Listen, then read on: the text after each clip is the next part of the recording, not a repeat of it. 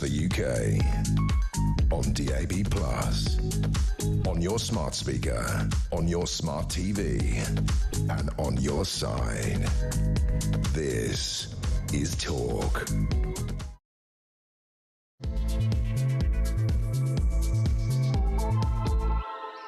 Hey, very good afternoon to you. Welcome to Drive. It's Tuesday. We're live across the UK. And it is an extraordinary moment for me because, as I said to you just then, no Ryan. Ryan is on holiday in Corfu. No Jodie. Both have been with me since day one. It transpires that Jodie is on holiday in Corfu. I'm not making it up when I tell you there are rumours afoot that something is going down. That didn't sound right. We'll let you know as the show continues. We have Dino here today. Dino's very enthusiastic. He's the producer of the show this afternoon. Joined by, is it Lauren? I'm only joking. Lauren's taking your calls, so is ever. If you want to be part of this vain attempt at a radio programme /TV debacle. 0344 499 1000. 0344 499 1000. The only number you need. Now, you can call normally. You can also, not a problem by the way, you can do the old WhatsApp thingamajig and leave a voice note because apparently Dean knows how to access them. 0344 499 1000 for your voice notes, and also if you'd like to text the show throughout the next 3 hours, 87222, start your message with the word talk. The thing about doing drive time is we end up talking about stuff quite early and then everybody else talks about it for the rest of the day. I mean, Starmer's speech yesterday, I am going to sort out immigration, I'm going to stop the boats, we are an island of strangers, no more. I mean, has been met with quite a backlash. Some of his own MPs likening him yesterday to Enoch Powell in the famous Rivers of Blood speech. People from the Greens, not that anybody gives a toss about them, jumping up and down and saying it's racist language, it's outrageous. But this is from a man, as we keep saying, OK, who spent many, many, many years refusing to say that migration needed to be under control. In fact, to the opposite, he used to say, we need migrants, bring them in. So this man has already rowed back on anything he said about immigration. He's already quietly rowed back on the national inquiry into the rape gangs in the north of England. Let's hope he rows back on the biggest mistake he's made so far, which is to take away the heating allowance for pensioners in the winter, but I doubt it. 0344 499 1000. You would expect Sadiq Khan to get involved, wouldn't you? Nearly said the wrong words. Your finger was over the button there. Sadiq Khan's waded in. He said, Sir Keir Starmer should not have used the phrase island of strangers. I'm very angry about this. I'll tell you what, Sadiq, message from this show.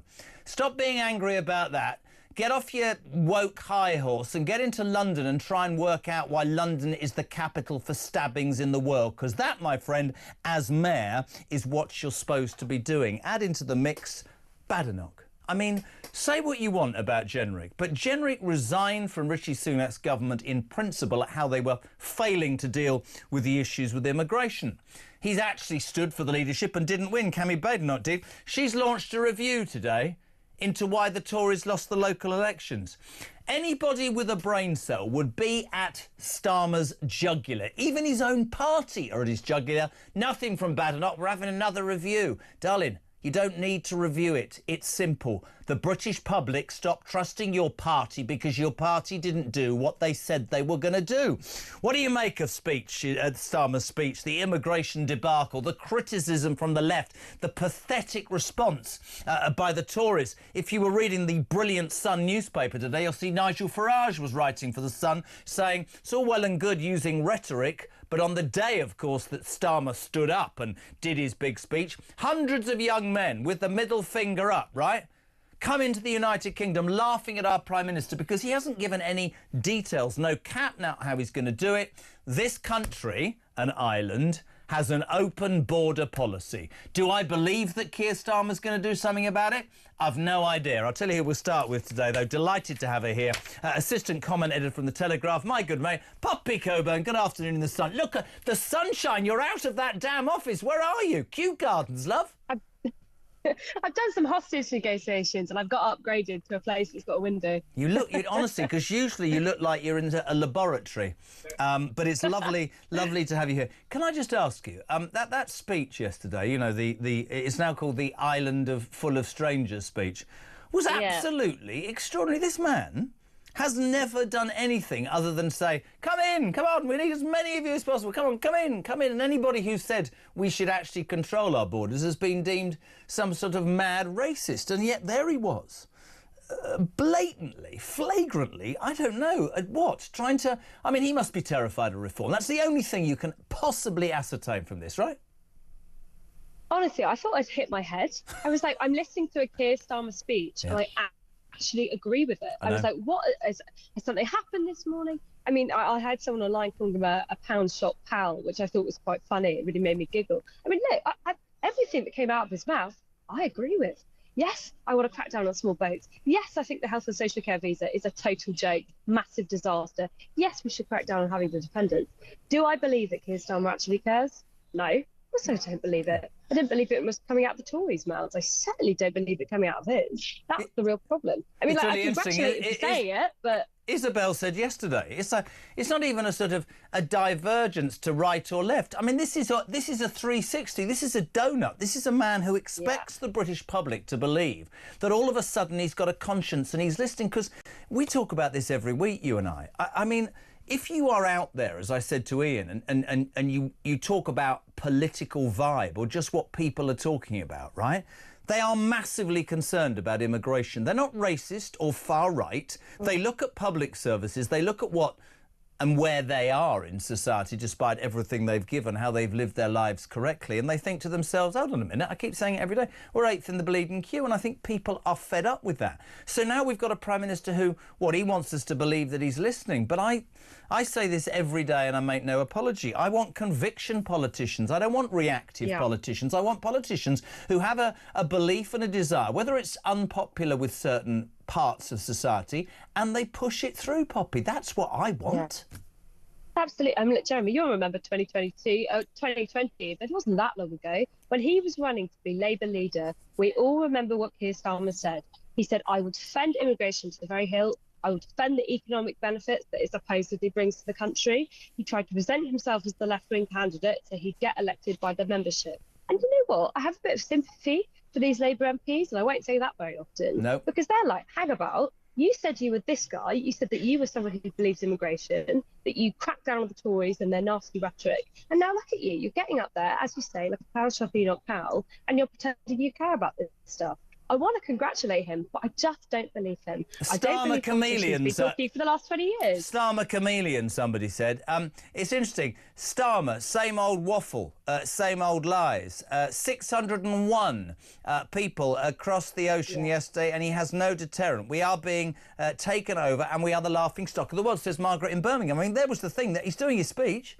And you can see the footage of people coming into Dover. And Nigel Farage, I think, made a really, really good point yesterday. It's written in The Sun today. He says that the reforms will fail, the sentiment's fine, although I think it's copying and reacting to reform, while fighting-age men are still entering the UK illegally. And it does come back, Pops, doesn't it, to the same thing that we say the whole time. If you were escaping a war-torn country, you'd bring your wife and kids, or...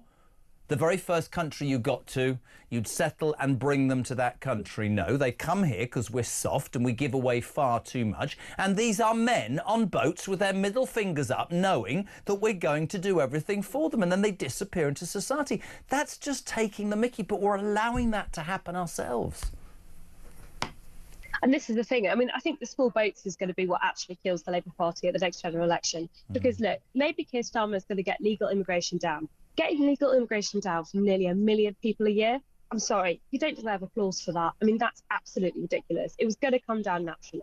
But they will not sort the small boats crisis because they will never, ever leave the ECHR. They're not willing to do the really difficult things that need to be done to get rid of the asylum hotels that are costing us, by the way, already £5 billion a year. That's the winter fuel allowance, that's the tax on farmers, that's all the other cuts that the government has made so far in the mini budget.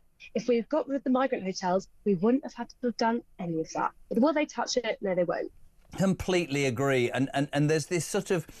having sat here for 3 years, I've listened to people say, well, people don't actually want to do anything about it. They're too scared. They're too scared about the backlash. But now...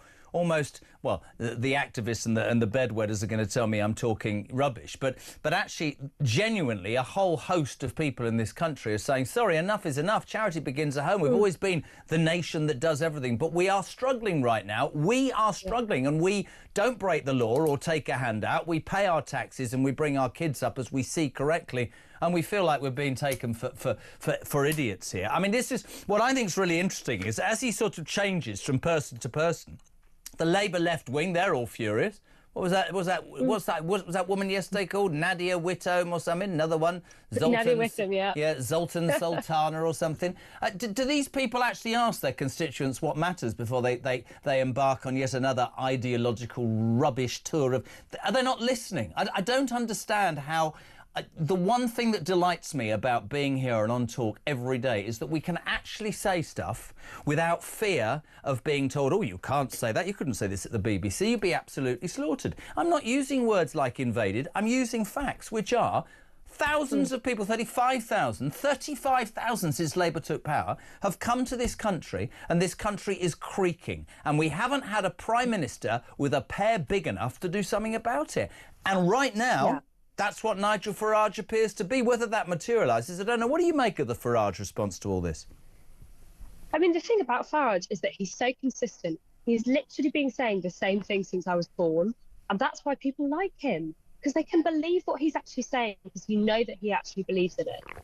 And regardless of whether or not he gets it wrong sometimes, that doesn't matter. What people are sick of is politicians going along with what the wind is saying. Oh, actually, now maybe people think this, maybe people think that. Well, if you do your politics like that, you're going to get it wrong.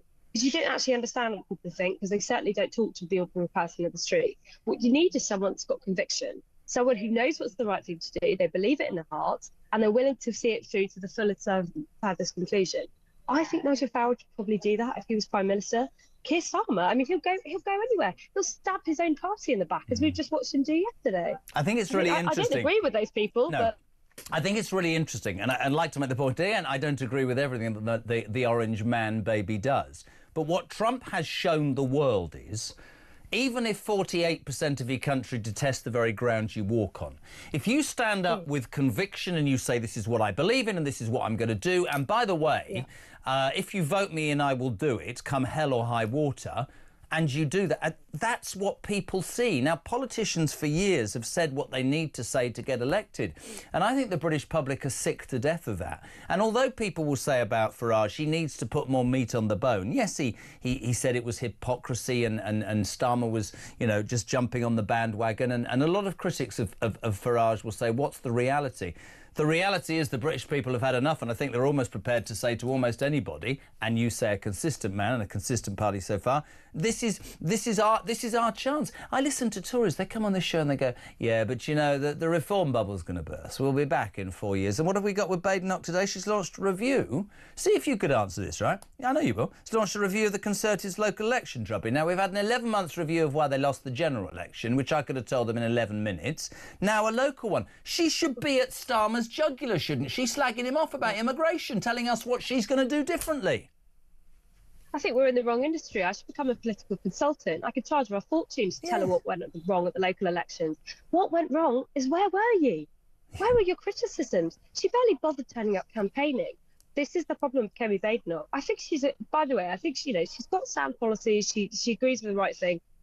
Nothing personal against her. She is not fighting like she actually cares. She is not fighting like she thinks the party is going to die if she doesn't actually pull her finger out and do something in 4 years. And make no mistake, the Conservative Party will die if they don't do something to fight back against Starmer. This is why Reform are sitting there, rubbing their hands together with glee. Look at a picture of Nigel Farage, he's always smiling. I'd be smiling too. If that was my opposition, Keir Starmer, Carl Ball Prime Minister, or Kemi Badenoch, who seemingly doesn't get out of bed before midday. I'm so with you. It's that almost delusional thought. I mean, they all say it to me. You know, we've been around since the year dot. We're the oldest political party in the land, and we will return. No, when you lose the trust of the British public in whatever profession you are in, you can't get that back. Maybe she is a perfectly decent woman. Maybe the debacle that the Tory party was with Liz Truss and with Boris and with Theresa May, who I put a lot at her door, to be perfectly honest, maybe it was just time. But I'm with you. They are so used to the Tories will wait for 5 years while Labour messes up and they'll be re-elected. That's not happening anymore, right? No, it's not. There is no way, I'll say it here and now and people laugh at me, there is no way that Kemi Badenoch will win a majority at the next election, not in a million years, if she works from now every hour, minute of every day for the next week. Not going to happen. Nigel Farage is absolutely in the box seat. Now, he might mess up. I don't know, maybe the Labour Party will turn it around. I don't think so. I think that very early on people get a vibe, and I think the pensioners thing was his poll tax moment, and I think you're right. I also think, apart from immigration, genuinely believe this. I think the energy thing is going to be massive. I think that to tie your thoughts to the mast of net zero so blatantly as they've done, they're going to have to row back on that. It's going to cost billions. We're skint anyway. Miliband, in my mind, will go in the summer. He will be a scapegoat. And then you'll go, right, so you've rowed back on immigration, you've rowed back on net zero. Who the hell are you lot? What do you stand for? Don't get it. Well, here's the thing. I mean, I do agree with this left critique here. Why would you go for semi-skimmed of Labour when you can get full fat reform? Why would you go for Labour pretending to be the Reform Party when you can get Nigel Farage, who actually understands the policies he's advocating for? And guess what? His MPs, I know there's not many of them, but there will be more, you can mark my words of that, they agree with what he believes in. They all share a unified party line on what needs to be done to change the country. Now, I dare you, get a Labour backbencher off the street and say, hey, what do you think about this new immigration speech? And they will make a face like they're sucking on a sour lemon. They hated it. They did not agree with it. So I do not believe that the Labour Party is going to be the party that fixes immigration. Same goes for net zero. The same goes for all sorts of policy. Couldn't agree more. Just want to ask you quickly before we head on. I'm so angry and continue to be angry every day about the Lucy Connolly story. This is the lady who's facing or is in the middle of a 31-month jail term for a social media rant about the migrant situation on the day of the Southport attack. Judges told the court that Connolly's tweet, which was read 310,000 times, was intended to incite serious violence. I am in no way condoning what Lucy Connolly wrote, but I have absolutely no understanding about how we are now, I mean, blatantly in two-tier justice, two-tier policing, two-tier almost everything. This woman, a mother, is languishing in jail. We've got some horrendous stories about people who have committed heinous crimes. I mean, sorry, I might as well go there. So Hugh Edwards is walking a free man. He's a paedophile. Yeah. And this woman wrote a few nasty lines. She would have been archetypal, I think, example to say, we need to do community service with the Muslim community, understand how your words are hurtful, and educate the woman. No, she's in prison, and Hugh, I nearly called the wrong name there. Hugh Edwards, the paedophile, is walking free with a BBC pension. I don't understand it. I don't know what your paper's take on this is, but this woman, I think it is completely and utterly unfair the way she's been treated.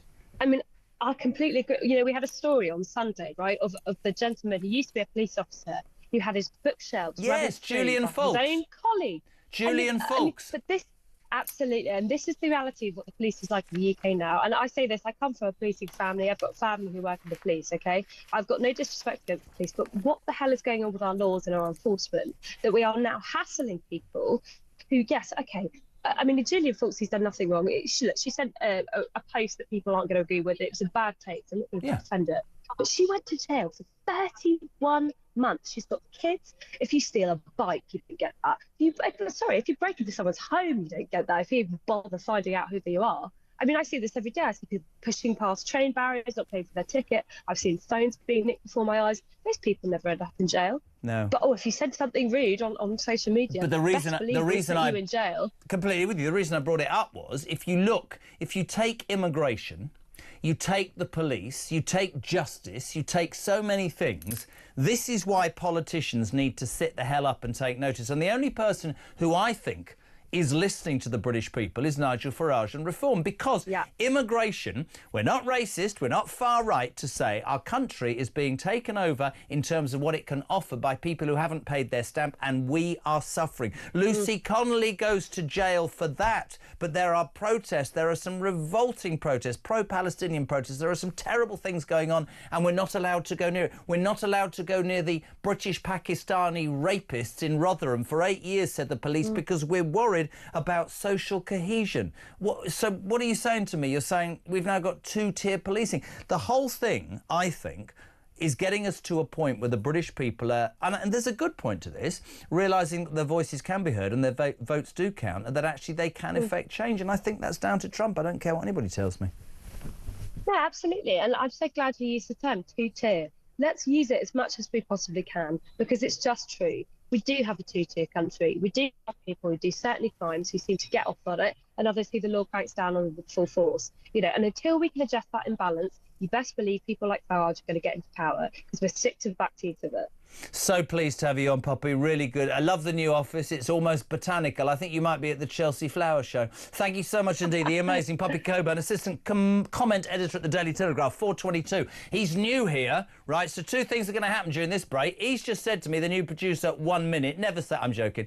Lauren, my wire's come out. We've had a right nightmare. We need to sort that out. Your calls continue. 0344 499 1000. Text to 87222. And Amy, who's pushing the buttons, is not going to make the mistake next week, because 321. Push it now.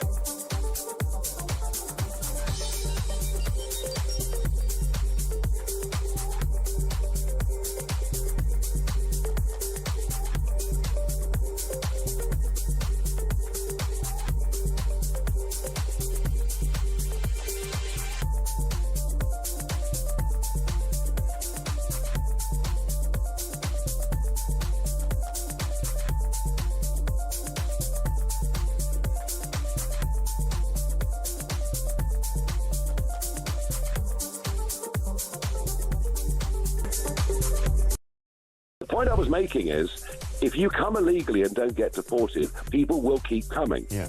And the bar to deportation, the thing that stopped the Conservatives' Rwanda plan from working, was, of course, if you remember, the intervention at 10 o'clock at night of a judge in Strasbourg in the European Court of Human Rights, the incorporation of that law into the 1998 Human Rights Act. And British judges, I mean, we've even seen someone not deported because his kid liked chicken nuggets. I know.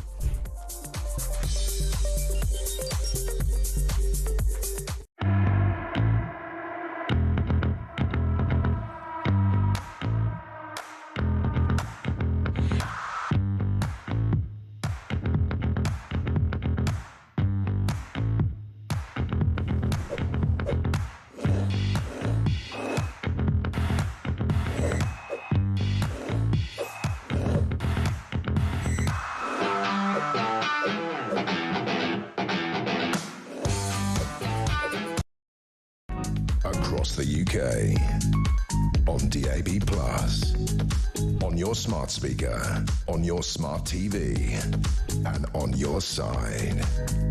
This is Talk. Talk about 4:25, Tuesday, nearly said money. We're live across the UK. Talk is the home of free speech and common sense. And every single morning, Monday to Friday, the only way to wake up, my friends, was the best breakfast show in the land by a mile. Mike Graham's Morning Glory. And if you were listening this morning, he had the main man himself, Nigel Farage, who has been very vocal today and said, this is wrong. You know, this Prime Minister is just saying these words. Nigel Farage, we're going to talk more at about 5 o'clock with Trevor Kavanagh. But Nigel Farage is, as I said, on the crest of a wave. Now, people will say, what is he actually going to do?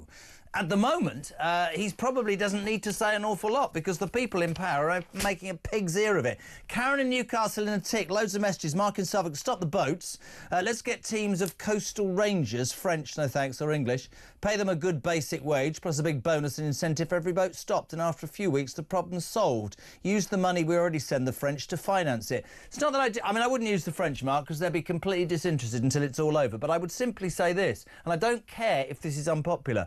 Let's not mollycoddle this. Stop 3 boats, turn them round, get them out of English waters and send them back, and you watch the whole thing collapse. But we're not brave enough because we're worried what the rest of the world will think. Hey, guess what? The rest of the world's dealing with the problem. The rest of the world has not gone down the net zero route because they've sussed it out. 0344 419 1000. Rachel, afternoon, Jez. You've asked us for comments on Starmer's recent speech. Do you mean his resignation speech from last night? Because this clown could now be called far right. Steve in Cambridge, brilliant start to the show. I'm not reading your message. He loves Poppy Coburn.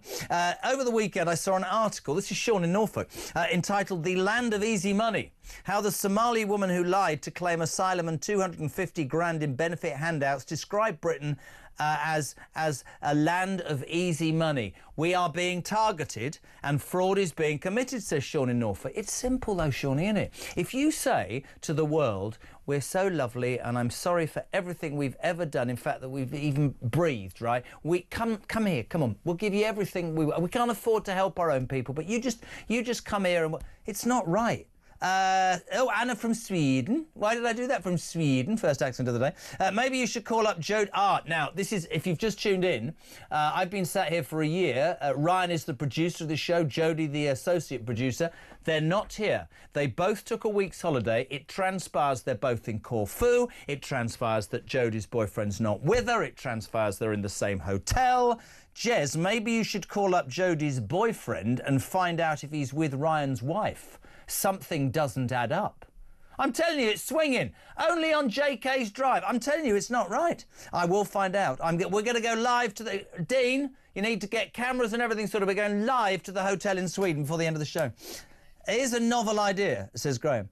Stop giving benefits to the migrants. Hurrah, absolutely. Put them in detention centres, absolutely. No clothing, no phone to contact human rights lawyers. If their reason for coming is removed, the boats will stop. Graham, that is the most wonderful thing I've ever read. You're spot on. Hello to Barry. Why do I assume that everybody from Barry as well? Only people that is taking any notice... Only people that are taking any notice of what Starmer said yesterday are far left. Wait till the next polls come out and Labour's percentage falls even further. They are nothing. Angelo says, I still want to know how many illegal immigration gangs PM Starmer has smashed and how many grooming gangs he's prosecuted. Craig's in Sunderland. Big night for Sunderland against Coventry. Semi-final to play in the final to get to the Premier League. How can Sir Flip-Flop Starmer expect to be taken seriously when he said that he's going to clamp down on immigration a few days after saying that they're going to let 50,000 immigrants in? This man doesn't know his arse from his elbow. I agree. Let's head to Newcastle, which I'm doing on a train at 8 o'clock. Karen, I'm coming north later, love. What's up? Hiya, Jeremy. Why, hey, man. Can do the tune. I'll be in the tune at 11, man. I honestly thought that you and Rob were going to pop in for a cup of tea. I'm telling you, man. I'm telling you, man. I'm coming there tomorrow. I'm there for 3 days. I'll see you in Kenton tomorrow for a brew. What's up? Talk to me. Starmer. Yeah. What do you expect? Starmer's not taking control. No intentions of stopping these gangs. But I tell you what he is doing. He's signing us up to the EU on the 19th of May, betraying the Brexit voters, majority vote, overturning the public vote. He's given our British Army to the EU forces.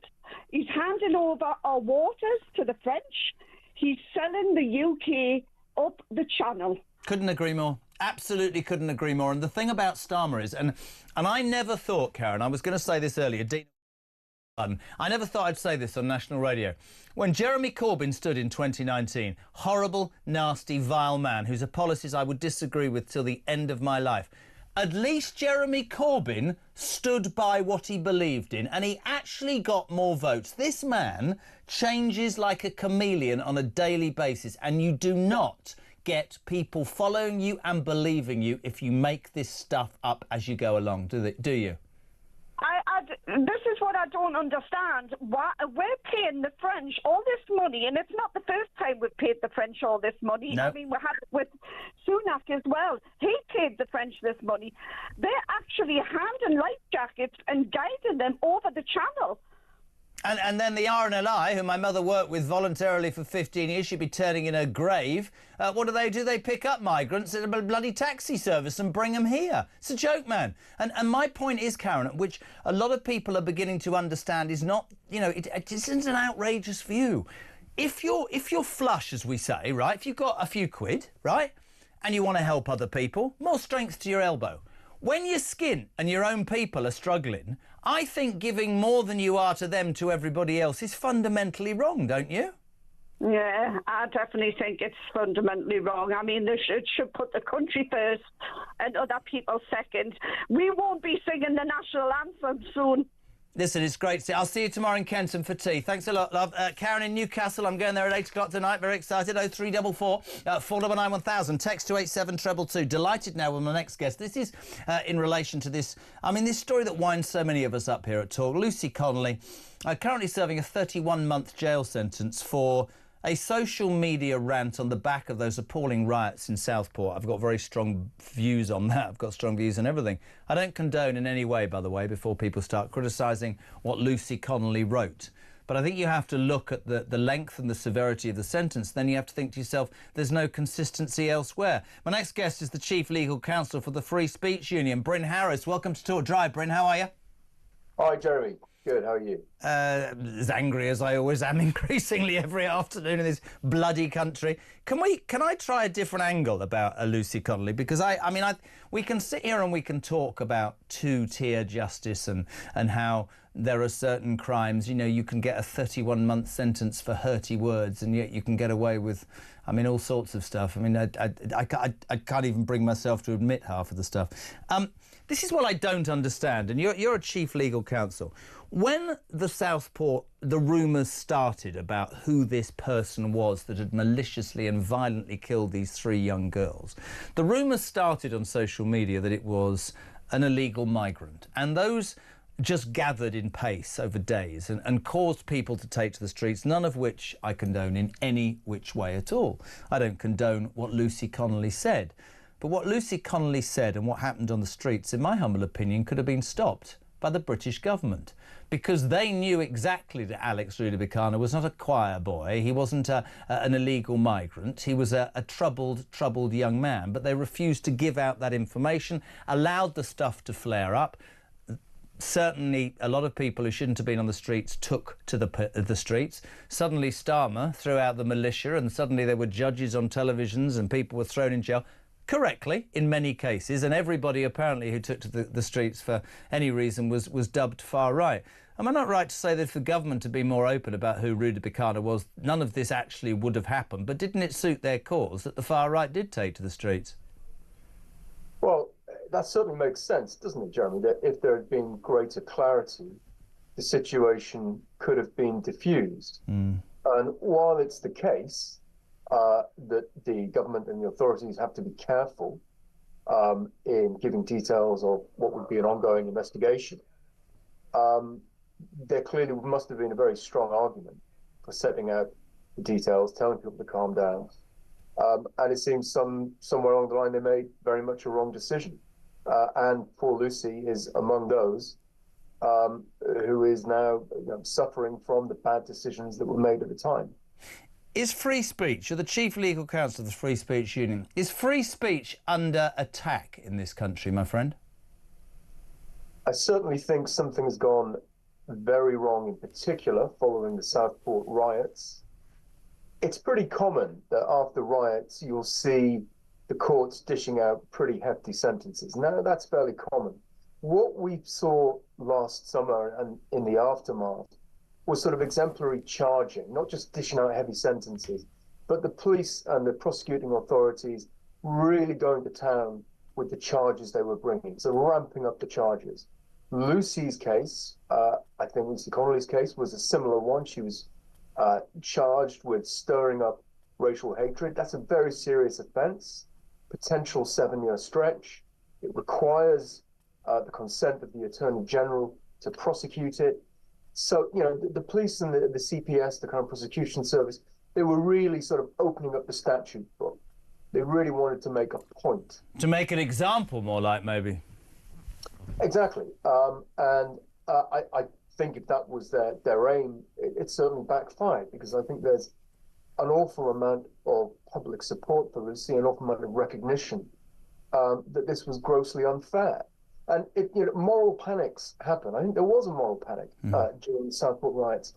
That's a fact of life. Moral panics happen. Which could have been dealt with better if the government had spoken up. I completely agree with you that there was moral panic. And I think, you know, in those instances, don't we rely on our justice system, Bryn, to be balanced and thoughtful and correct in its approach? And to me, maybe I sound conspiratorial, but to me, she has been made an example of. She made a misjudgment. She knows that, right? But honestly, 31 months of some hurty words suits the rhetoric of this government around the Southport riot time. It does. I mean, I think you're absolutely right that the role of the justice system during these moral panics, when people are losing their head, is to be dispassionate and, above all, to be fair.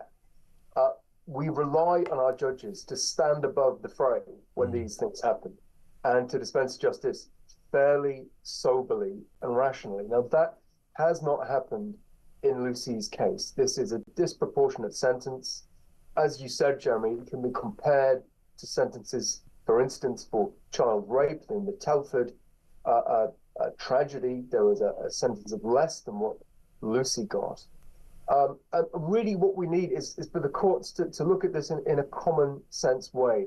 How much harm did Lucy Connolly's tweet do? But I'm really glad you used that word, and I wanted to put this to you, the Chief Legal Counsel of the Free Speech Union, and I don't apologise for what I'm about to say, because we'll be friends, right?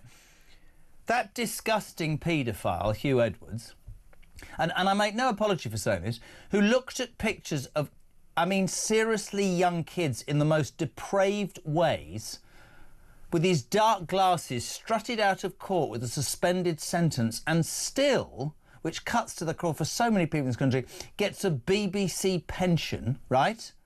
And those kids' lives have been harmed and affected forever, and this woman is in jail for some hurty words. I hear she wants to fight. I think we should all help her fight. I think it's an absolute outrage. And I'm not into conspiracy, but it is an outrage. Why the hell is Hugh Edwards a free man? Why are all his pedo mates on suspended sentences when Lucy Connolly's in jail? Make any sense to me?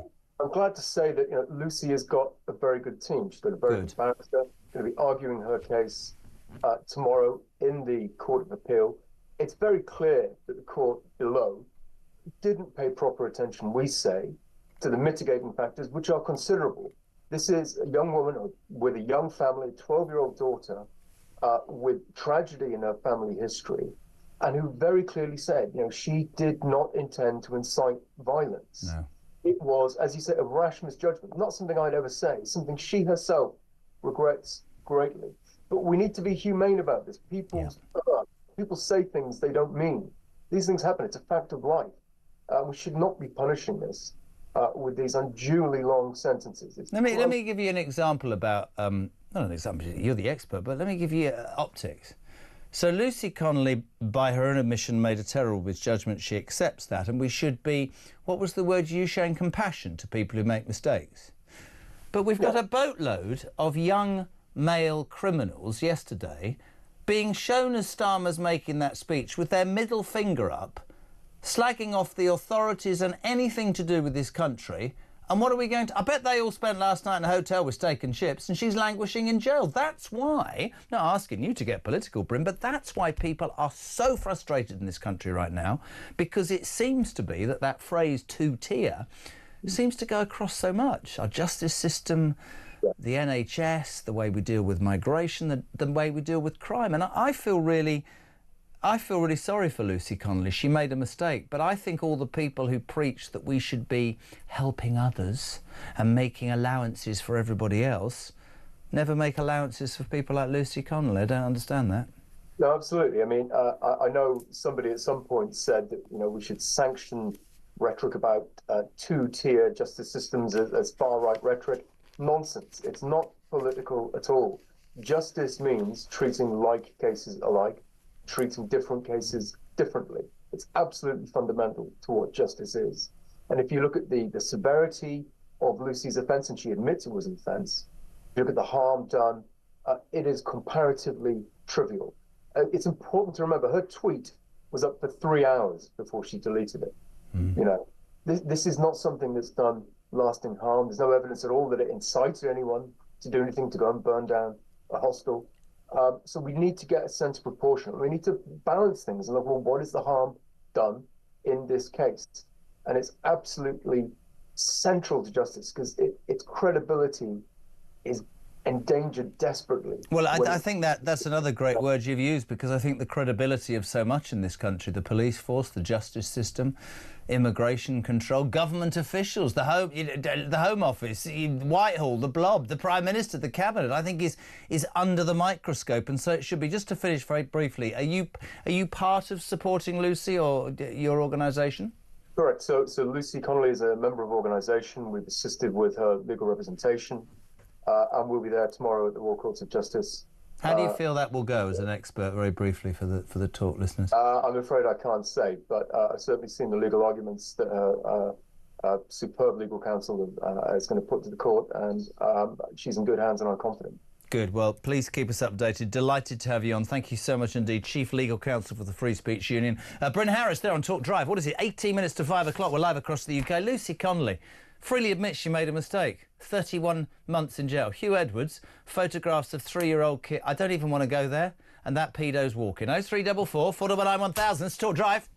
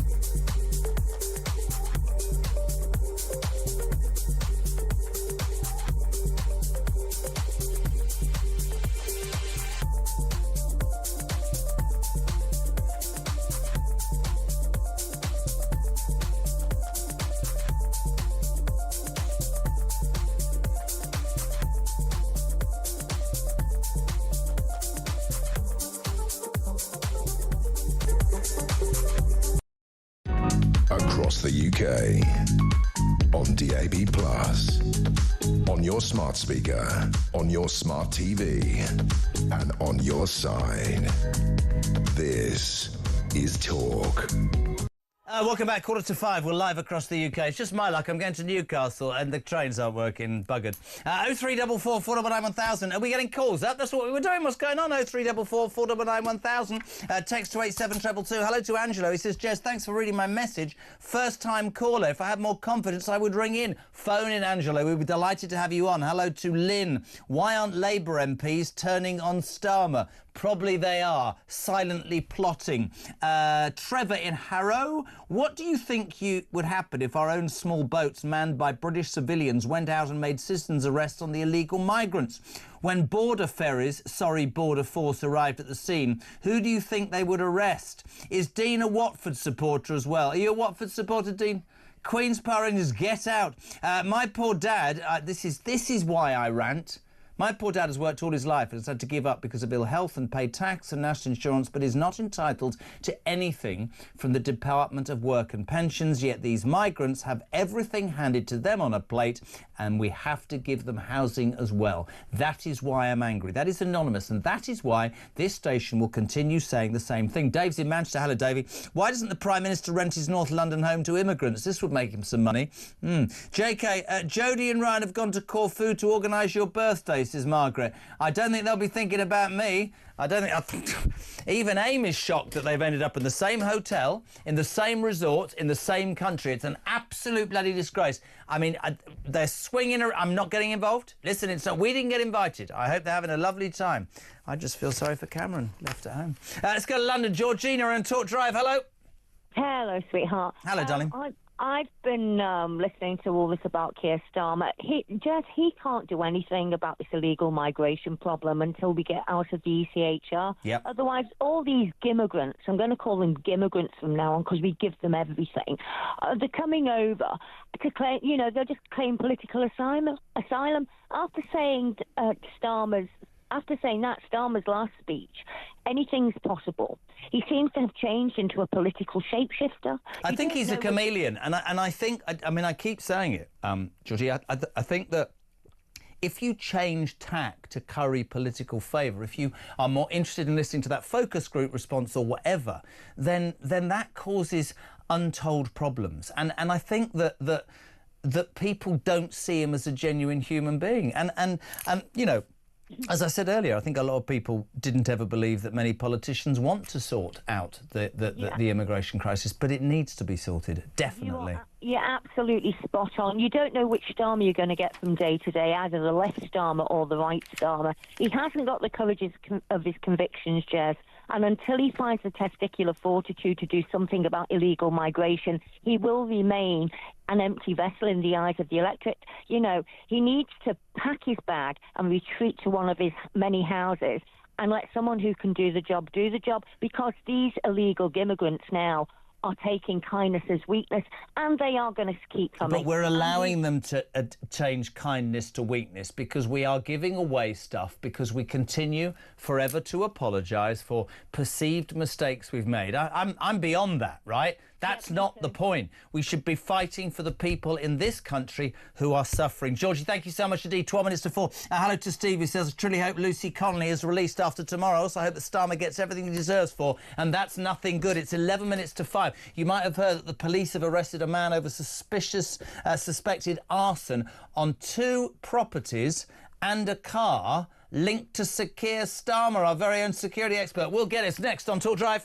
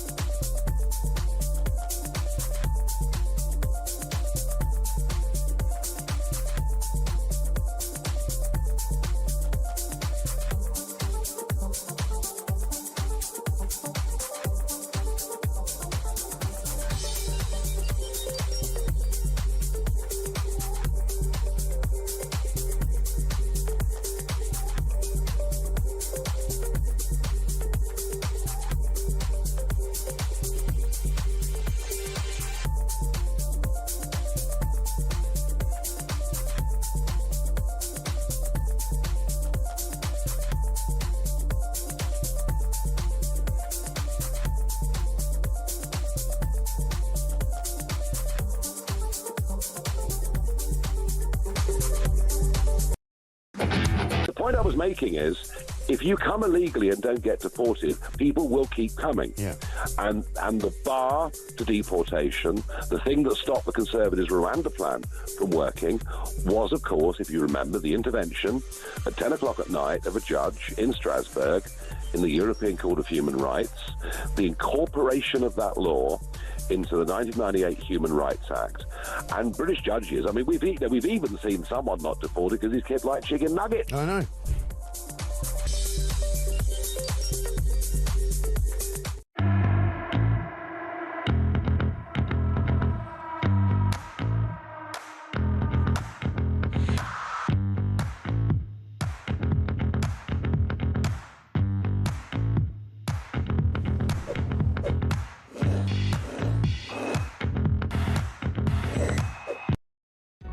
Across the UK, on DAB+, on your smart speaker, on your smart TV, and on your side. This is Talk. Welcome back, 8 minutes to 5. This morning in The Sun, there was a really great sort of dissection of Starmer's immigration policy speech yesterday, the full of strangers island speech. 10-point plan. We'll dissect it with Trevor Kavanagh, legendary journalist for The Sun, ex-political editor. He'll give his take on that, and Farage's take on how he believes it's hypocrisy and that this government has no intention of dealing with the real issues of immigration in this country. Talking about problems, the police, we heard today, have arrested a man over suspected arson attacks on 2 properties and a car linked to our very own Prime Minister. Yes, Starmer chameleon. Will Geddes is our security expert, always in black and always particularly cool. William, good afternoon, sir.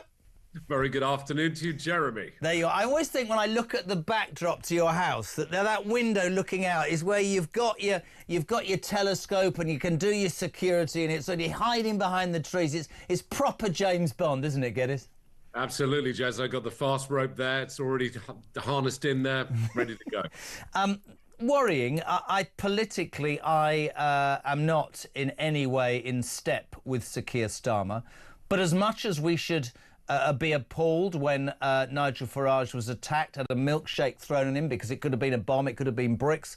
We should also say, when you serve the public, whether you agree with this man or not, pretty frightening and disgusting. This lone man, it seems. Tell us more what we know at this point, Will.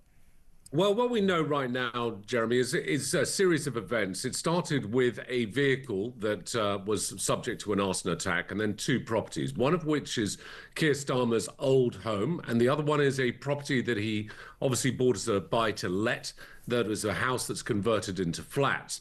Now, on all of these, fire was the key component, which was used to try and damage these assets of Keir Starmer's. The home element doesn't come as a great surprise, or the former home, obviously his new home's 10 Downing Street, but his former home was targeted just before the general election last year, if you may recall, by 2 particular pro-Palestine groups. One that hung a big banner outside the house, and the other one, Youth Demand, that had put out a number of children's shoes in some sort of symbolic sort of message to Keir Starmer. So the police obviously pushed fast and hard on this, and they did a pretty good job, I would say, in not only identifying this 21-year-old, but arresting him. And evidently the forensics have been involved in attributing this individual to the actual fire attacks as well, and they've connected all 3 together. And also SO15, the Counter-Terrorism Command, have been involved because it is our Prime Minister and they are homes that belong to him. It's interesting, and there have been examples of this before. Do we give enough security to our MPs and our cabinet ministers? Genuine question, sir. You're in security. Should we do more to protect them?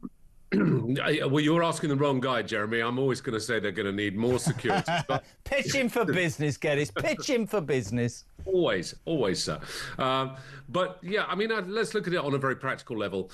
To try and provide personal security for all the MPs across the country you would be looking at an inordinate amount of money, probably totaling about £250 million a year, which actually, when you put it into equation against what the illegal immigrants are getting, it's probably not a nominal amount, to be fair.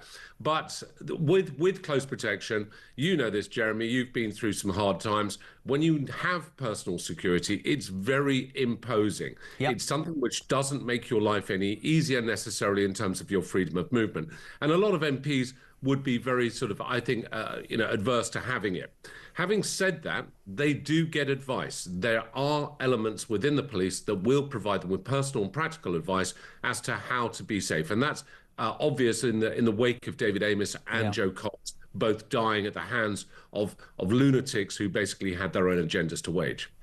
This guy in custody now obviously had issues with Starmer, but yeah, we would say that. We don't have to support Keir Starmer, but we shouldn't be condoning in any way people attacking the property of their homes or even the persons who are members of Parliament. Lynn says, and she said, you cannot have James Bond, yawn, yawn. This is somebody, you've paid somebody.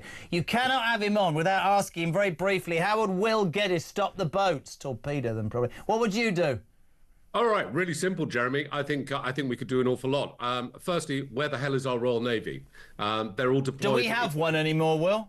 Well, it's a very good question. And actually, when you put it against the US Coast Guard, the US Coast Guard's almost twice the size of our Royal Navy. I think we should be positioning the Royal Navy basically out in the Channel. I was speaking with a colleague about this morning.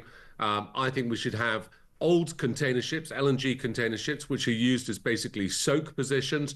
The immigrants get put onto those boats, they get processed, they get ID'd, they get biometrics, and they also get processed and qualified as to whether they should be allowed onto the shores in the UK. If they're not, bye-bye, back to the country you came from.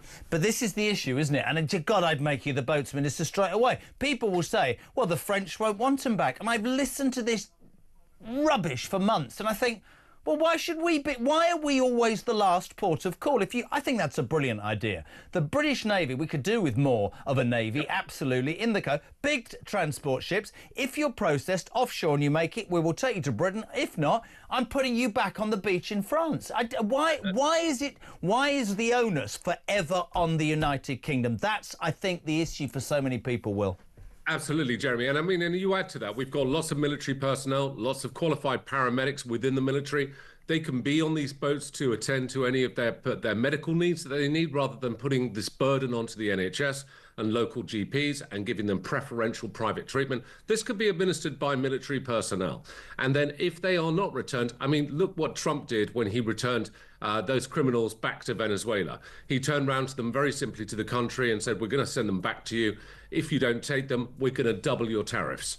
And surprise, surprise, they took them back. Mate, absolutely right. If I ever get into power, Will Geddes is the boats minister. Thank you, security legend Will Geddes, live and exclusive on Talk Drive. It's almost 5 o'clock. The news update's on the way. And after the break, I promised you a journalistic legend, Trevor Kavanagh, former political editor of The Sun, here to give his take on, well, what can only be described as immigration madness. This week, Keir Starmer, a man who's never wanted to do anything about it, says, we must stop the boats and deal with immigration. This is becoming an island of strangers. The left have gone nuts. The Greens have gone nuts. Everybody's gone nuts. The Tories still are dithering, and Nigel Farage is in the box seat. This is Talk Drive.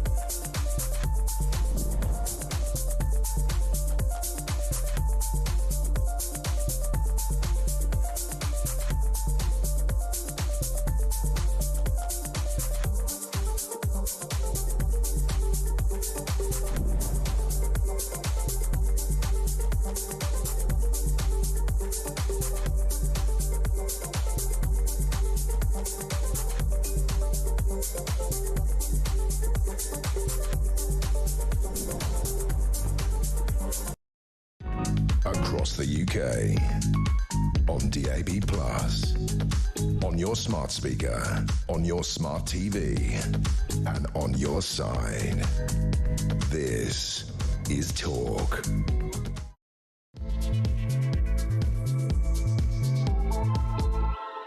Welcome back, hour 2 of Drive for Tuesday. We're live across the UK and Talk, the home of free speech and common sense, of course. And we're all still reeling from that madness that was Keir Starmer's speech yesterday. This is a man who, for years, has stood up and said, I don't believe there should be controls on migration. I believe we should basically have immigrants, legal and illegal, coming into this country to do the jobs that British people don't want to do. And this is all important. Suddenly, yesterday, Starmer the chameleon stands up and gives it, I think this is becoming an island of strangers, the United Kingdom. We need to make sure that, you know, this is a privilege living here. It's not a right. People need to learn English. They need to work harder.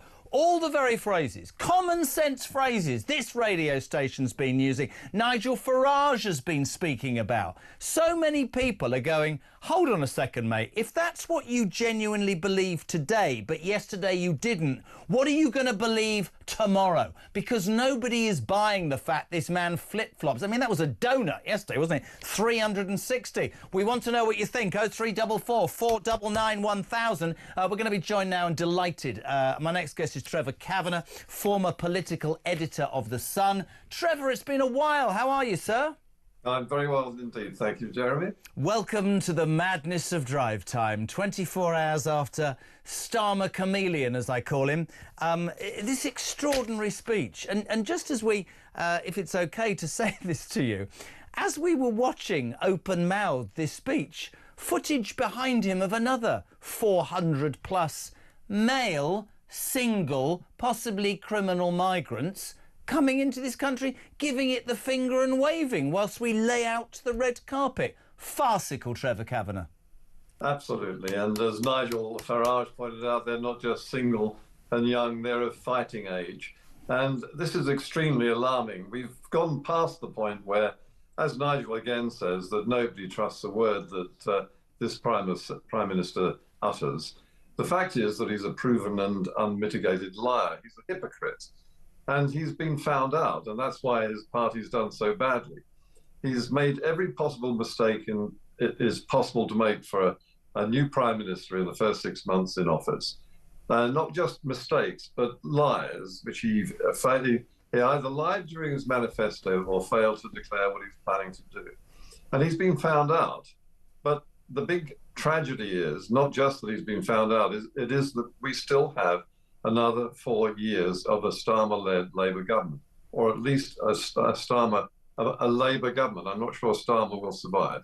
I mean, I think that's the extraordinary thing. And we'll talk more about immigration as this conversation develops. But here is a man who came to power with this huge majority not a year ago and is now fighting, I nearly said fires after what happened, probably not the right thing, on several fronts. I remember saying during the election campaign, I remember when we talked, and it was difficult for us we have to be very careful when an election's going on, but he invited so many people into his tent. He had Natalie Alfick, a far-right Tory MP from Dover. He invited some woman who'd been thrown out for white... I mean, all sorts of madness. And I remember thinking, if you promise too many people too many things, you end up unstuck. Now, for me, 11 weeks into his premiership, he made the biggest mistake, his poll tax moment, by taking away the pensioners' winter fuel allowance. And that, I think it was from there that it just got worse and worse. And I don't think the British public know what this man is about or believe anything that he says anymore. The reason is, Jeremy, that he doesn't know what he's about either. He actually said in terms that when he was fighting for the leadership when Jeremy Corbyn was falling apart, that he didn't understand politics. He didn't even like politics. And the fact is that as a Prime Minister in charge of the political nature of this country, he has been proved to be utterly incompetent in the role of Prime Minister.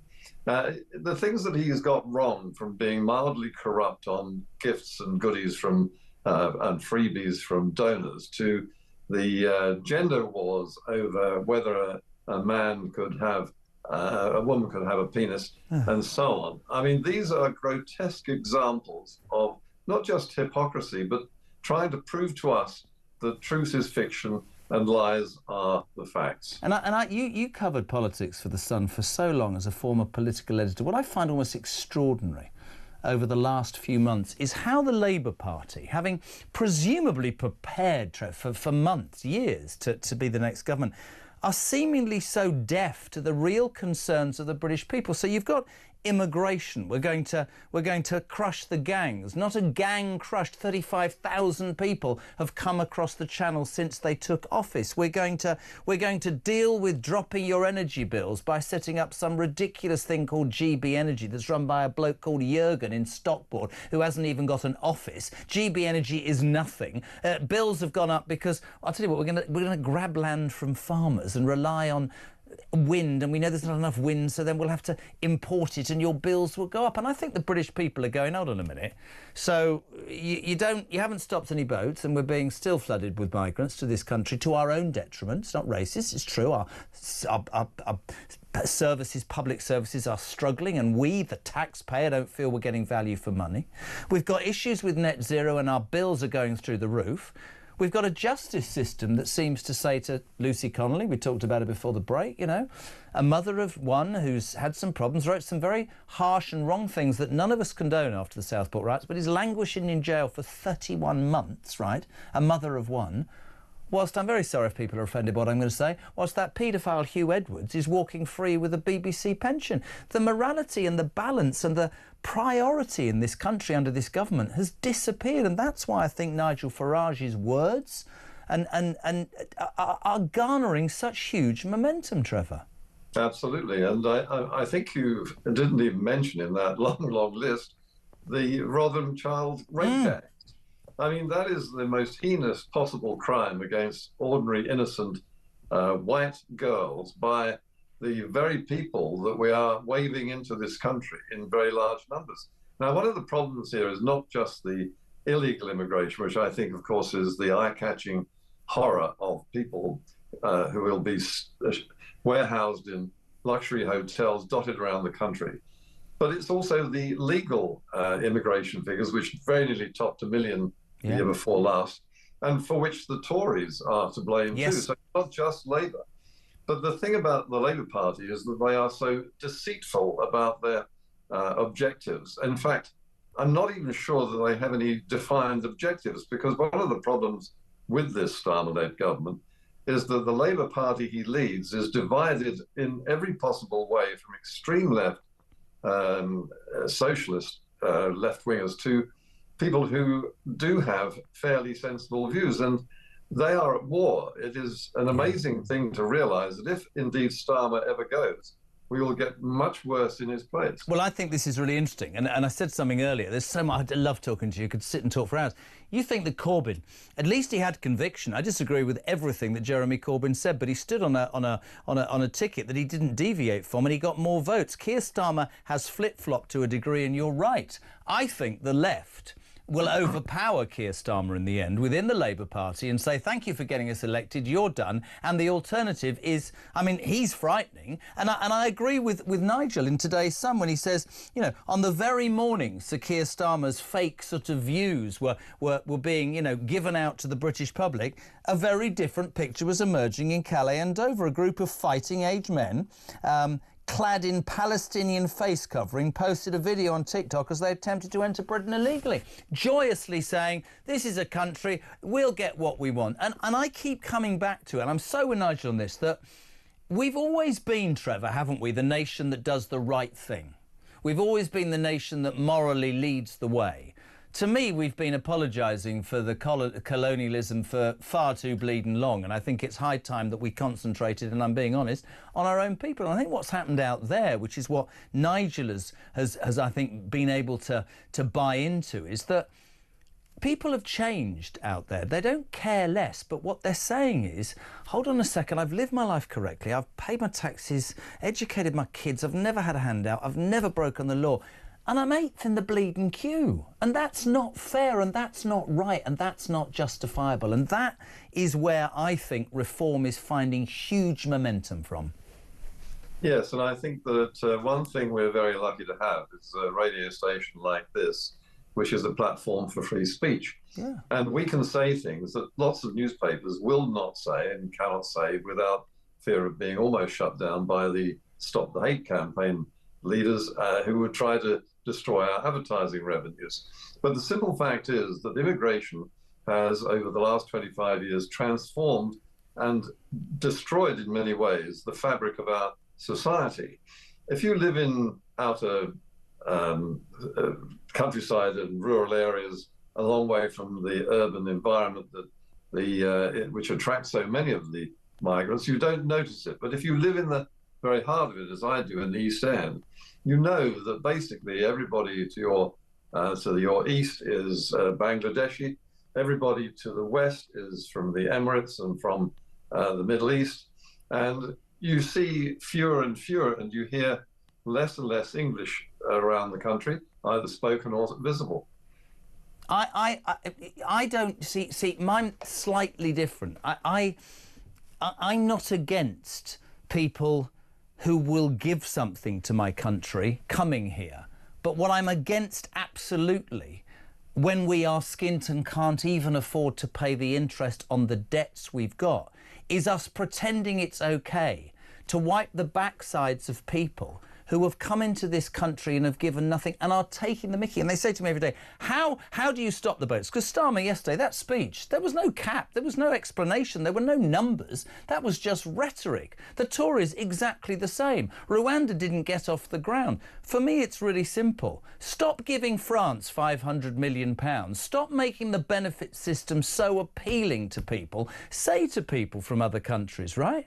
You've escaped a war-torn country. Well, the first country you get to that isn't war-torn, stay there. And by the way, if you do care about your family, why are your wife and kids back in this war-torn country? The British people are seriously of their politicians. I mean, they're going to demand facts. Did you discover Starmer's 10-point government plan? No more automatic citizenship, tougher English requirements, care worker crackdown.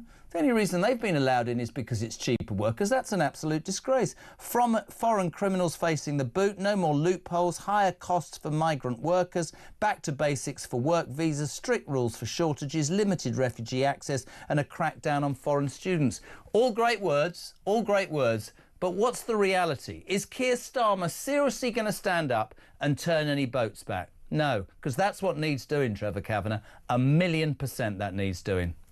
Well, not just turning them back either, but getting rid of them, the ones that are here illegally and who are making no contribution to the country whatsoever. Absolutely. Denmark has already begun to do this, and very successfully indeed. And allegedly, Keir Starmer has been watching their progress with interest. And some of these measures that he's introduced, at least he's verbalized them, have been implemented and effectively implemented in Denmark, which is a liberal country. It's much more to the left, than the Tory party here, or Nigel Farage. But they are demanding that they learn to speak Danish. They are punishing anyone who has committed any serious crime by expelling them immediately. They have expelled very large numbers of unwanted arrivals in that country. And this is a liberal country which has reduced illegal immigration by 90% in the process. Wow. And then you look, and they're in the European Union. They have Schengen, they have free movement, and they're dealing with it. You look at Trump, and we've said it repeatedly on this show, there's not everything that he does or says that I agree with. But here's a man who got elected with winning the majority vote for the first time in decades. He said, I'm going to stop the votes. I'm going to close the borders. I remember seeing some footage, Trevor, about 3 weeks after the inauguration speech. It was a Mexican woman and her kids and husband, and they were all crying. And the woman said to the camera, she went, there's no point in us going because we can't get in or we'll be thrown out. And I remember looking at the camera going, yes, sorry, yes, he said that and he did that and that's why he got elected. But I fear, and you've been around a lot longer than me, that we don't have conviction politicians anymore, Trevor Kavanagh. I think we have politicians who are obsessed. They react to what they think a focus group will tell them or what a bunch of advisors will tell them. The gut instinct of any politician, surely right now in this country, should be this. The British people want answers to an immigration problem, it doesn't make them racist. They want problems with this net zero madness dealt with, because it's not that we don't care about the environment, but actually we care about seeing a doctor or a dentist or our kids getting a school lunch. That's paying the mortgage. Those are the things that matter. And as this government and its ideology, and in fact a series of politicians who just don't seem to get it, I think the British people are becoming more and more frustrated. I'm just talking about Trump and not allying him to Nigel Farage. Nigel Farage's local election results were phenomenal. 677 new councillors, 10 councils, 2 mayors and a new MP. The spotlight's now on those councils for reform to do a competent job. Do you, with all your experience, believe that Nigel Farage could be the next Prime Minister of this country? Until those elections, I wasn't sure. I think that he'd already begun to make the sort of progress that he's now achieved in that period of time. But I do think, actually, that because there's been almost absolute silence from the Conservative Party for the last 6 months, because the public has sussed Starmer as a liar and a hypocrite. I mean, you have a government which is now in office for the next 4 years, which is led by a man who doesn't actually believe a single word that he said yesterday. No, I agree with Nigel in the paper today. In The Sun, I think he believes in open borders. I think that was just what he thought on a Monday. I think by tomorrow he'll be saying, anybody come in. I don't think he knows what he thinks. That's what he wants. That's what he means. He does know that. But he's a liar. He's a hypocrite. But the thing is that Nigel has a golden opportunity now with actual councils under his control and time to start doing the reforms that he's promised, making sure that the council tax pays for the things that the council taxpayers want, and getting rid of all of the nice-to-have nonsense that is part of the gender wars, the DEI, the diversity, and the green agenda.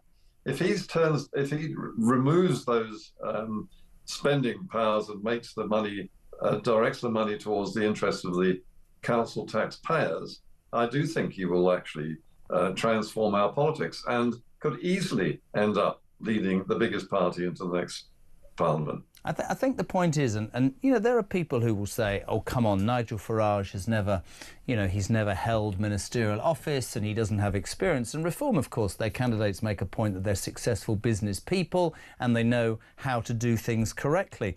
The thing about the vibe that I get, this station talk gets, is that the British people have seen years of the Tories do something for 5 or 10 years and Labour will come and do the difference, and this sort of uniparty, sort of balancing, sort of swinging sort of action. I think they're so fed up with the lies. I think, starting with Theresa May, Cameron, I mean, what was his name? I forget. Was that Liberal Nick Clegg? Student tuition fees. He was a liar just to get into a role of popularity. Cameron, successful-ish, won the election, then of course the referendum. Theresa May got rid of all the police, dealt with all the issues there. I just feel that the country is almost at a point where it's saying, could Reform do any worse than the shower we're having right now and the shower we had for the last couple of years? You mentioned Badenoch, right? If I hear, somebody passed me this today, I'd love your take on this. Kemi Badenoch is currently doing a review, Trevor Kavanagh, into what went wrong in the local elections. She's been doing an 11-month bloody review in what went wrong with the general election. What went wrong, love, is you didn't do what you said you were going to do, and the British people stopped listening because you're a bunch of liars. And the same with the local election. Not rocket science. Should she not, as the leader of the official opposition, be at his jugular today, Keir Starmer, about immigration? Haven't heard a word. It's all on Nigel. All on Nigel Farage. Not a word from Badenoch. I don't think you can have 6 months of silence from the opposition, the official opposition, and expect people to still think that they're going to vote Tory. So you're right there. But you mentioned the fact that Nigel Farage has no experience in government. Nor did Tony Blair. No. He was an opposition leader. Nor did David Cameron. Nor did Jeremy Corbyn. And indeed, nor did Keir Starmer. So... listen, I make no secret, Trevor. Trevor, I make no secret on this station. I voted Tory all my life, and I voted Reform. And I'll tell you why I voted Reform, and I'm allowed as an individual to say that, because I hated the fact that the Tory party stood up and said everything that he is saying is far right. I was brought up to believe in low taxation, a strong military, secure borders, good housekeeping, and NHS free at the point of entry. But I was also brought up to believe that it was about doing right by yourselves and your neighbours and your countrymen and women. And I think that when Nigel Farage started talking along with Richard Tice about things like that, that's not far right. Those are the principles the Tory party abandoned, in my humble opinion. That's why I gravitated. I'd give Nigel Farage the keys to number 10 tomorrow, because this shower and the shower before, I don't think British people have confidence, mate. And I wasn't disagreeing with you. What I was saying was that, in fact, the fact that he has a clean skin gives him tremendous advantage. Yeah. He has quite clearly got the ear and the eye of the British public. Yeah. And that gives him the sort of momentum which will allow him, I think, as I say, during the 4 years he has to prove himself with some sort of leadership ability in terms of local economics and education, and on all sorts of things like diversity and green net zero nonsense. These are precious opportunities for Nigel Farage, and he can come in without any baggage whatsoever apart from a success story on the local authority front. And I think that people will give him a huge amount of credit. It will be with a vast sigh of relief that they will at last be listened to and have their feelings and their votes taken seriously. Couldn't agree more. I think that there's a lot to be hoped for in the way of suddenly waking up to reality, which we've been living without for the last 15 years. Completely agree. Listen, Trevor Kavanagh, former political editor of The Sun, so great to have you on, my friend. Thank you. And for anybody tuning in, great article in The Sun today. Keir's fake news, Nigel Farage, leader of reform writing, and all about this immigration madness, a 10-point government plan that actually says absolutely zilch. Make your own minds up. But the truth is, if for Starmer, does he believe that? Because Sunday, he thought the borders should be open. Yesterday, he thinks they should be closed. Not sure about today. Tomorrow could be different. What we crave, do we not, my friends, is conviction, belief. We just need to buy into somebody or something. And this lot, no way. What do you make of it all? 0344 499 1000. Talk Drive.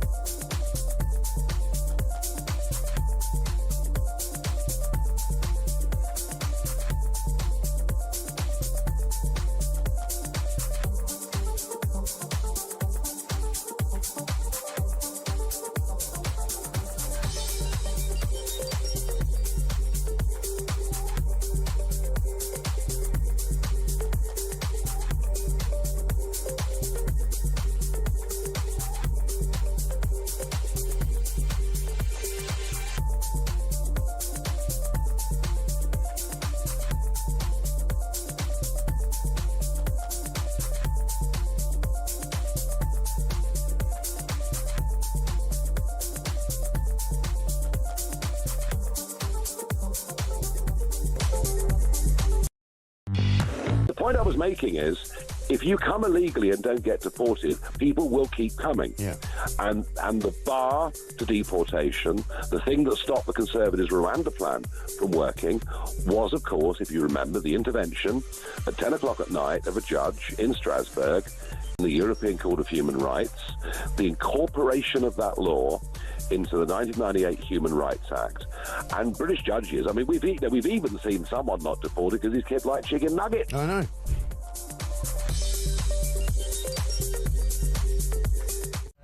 We know that over the past 3 years he's been on countless foreign jet-setting luxury trips around the world at our expense. He says it's to, foster relations with foreign countries and to tell them how wrong Russia was to invade Ukraine. I'm not sure what that has got to do with the Speaker, but there you are. He spent about £300,000 over the last 3 years going on these luxury trips. Across the UK, on DAB+, on your smart speaker, on your smart TV, and on your side.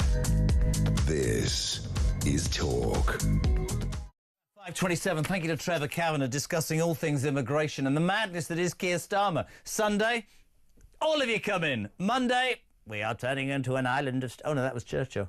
We are turning into an island of strangers. We need to stop it. It is not a right, it is a privilege. What does he think today? 0344 419 1000. What do you think? 87 treble 2. Start your message with the word talk. Hello to... I don't think Starmer will rent his house out to immigrants, as a previous caller mentioned, Jez, because he's likely to need it for himself when the Labour left wing throw him out. I don't think that's just an outrageous thought. I genuinely believe that he's a socialist, but I actually believe that having got them into power, there are elements on the left of Keir Starmer who will do everything to get him out of number 10. When you consider he has a 170-plus seat majority. Tim, good afternoon. The last two governments have gifted this country to the third world as a benefit stop-off. Unfortunately, 3 years is a long time to wait for a change.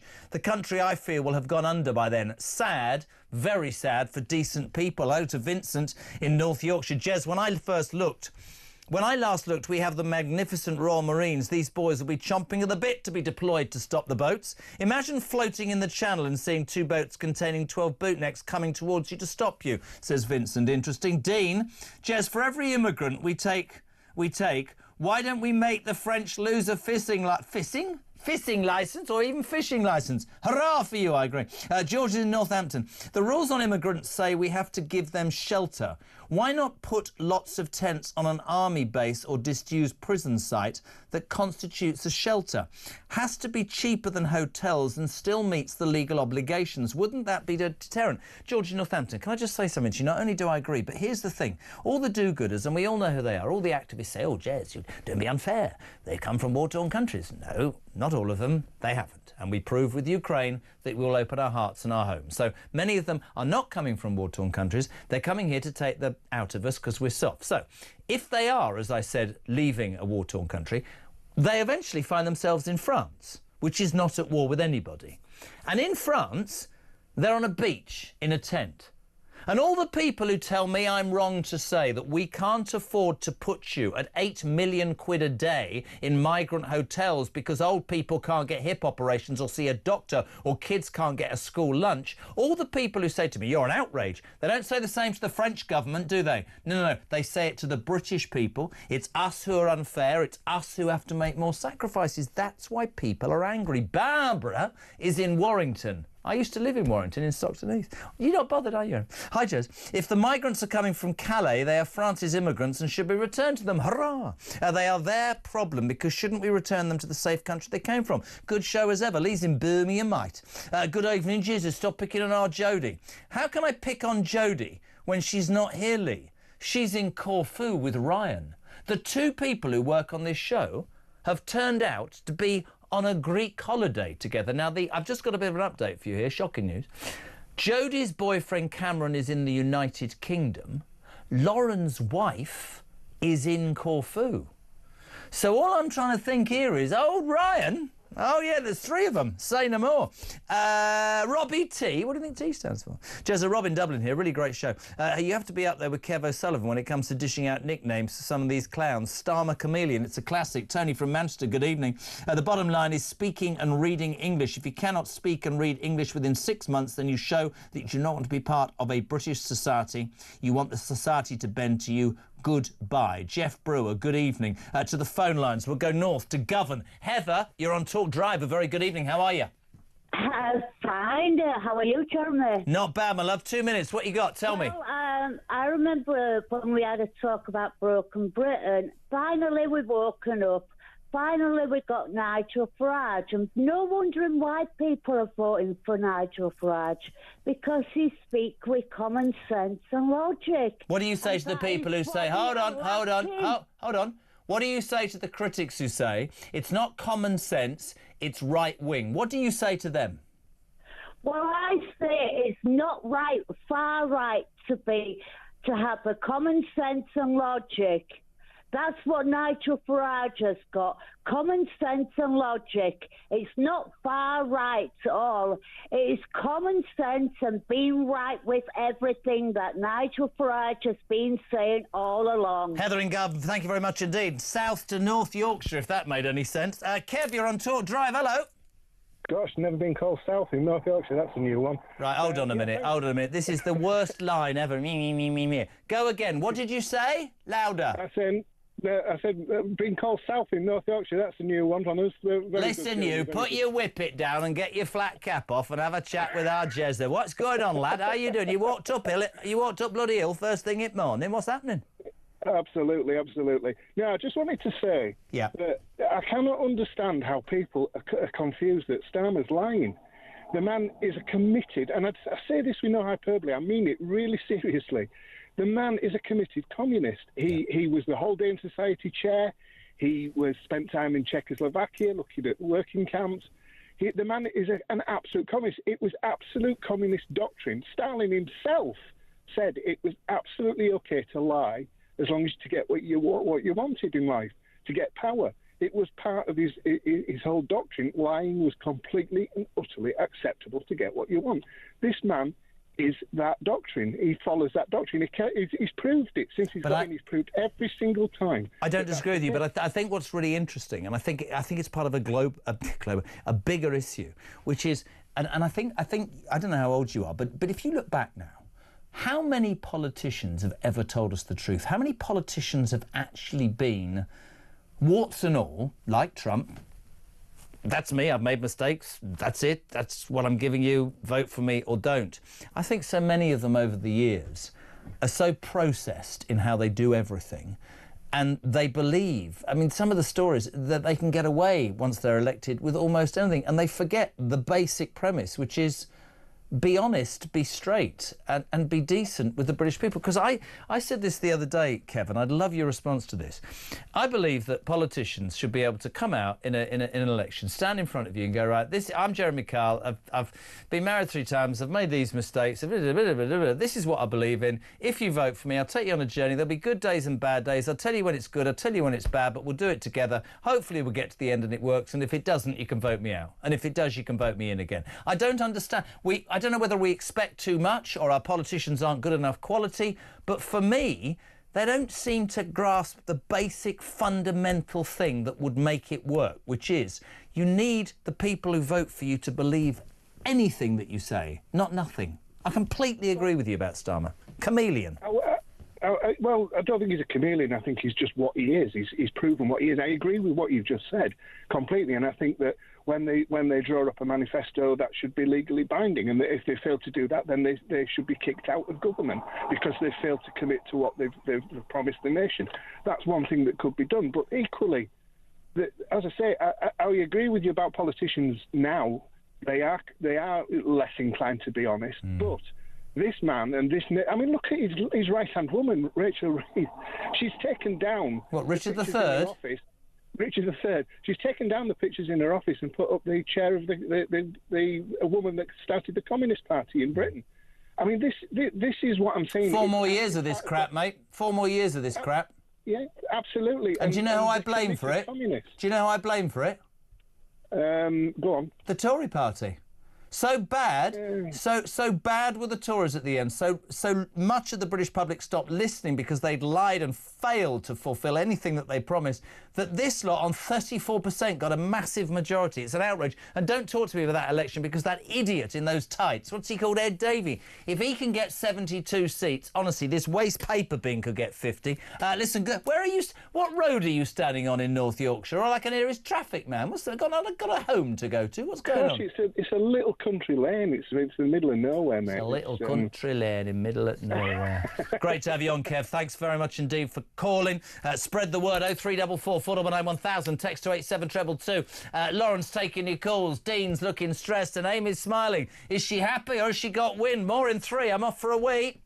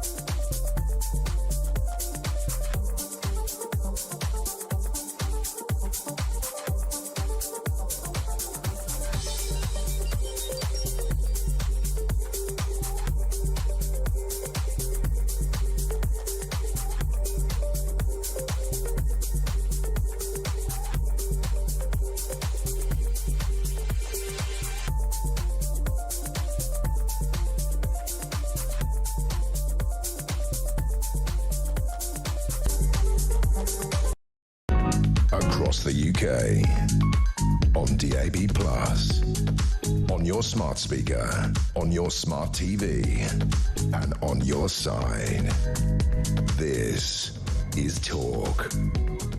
Live across the UK, this is Talk Drive on the home of free speech and common sense, and only one lefty is allowed, a man whose broadcasting career I have based. It's like growing grass. I water him every single morning, and he's sprouting up. I walk into makeup rooms, and he's already sat there. He's got his own dresser room. Matthew Torby, good afternoon. How are you? All right?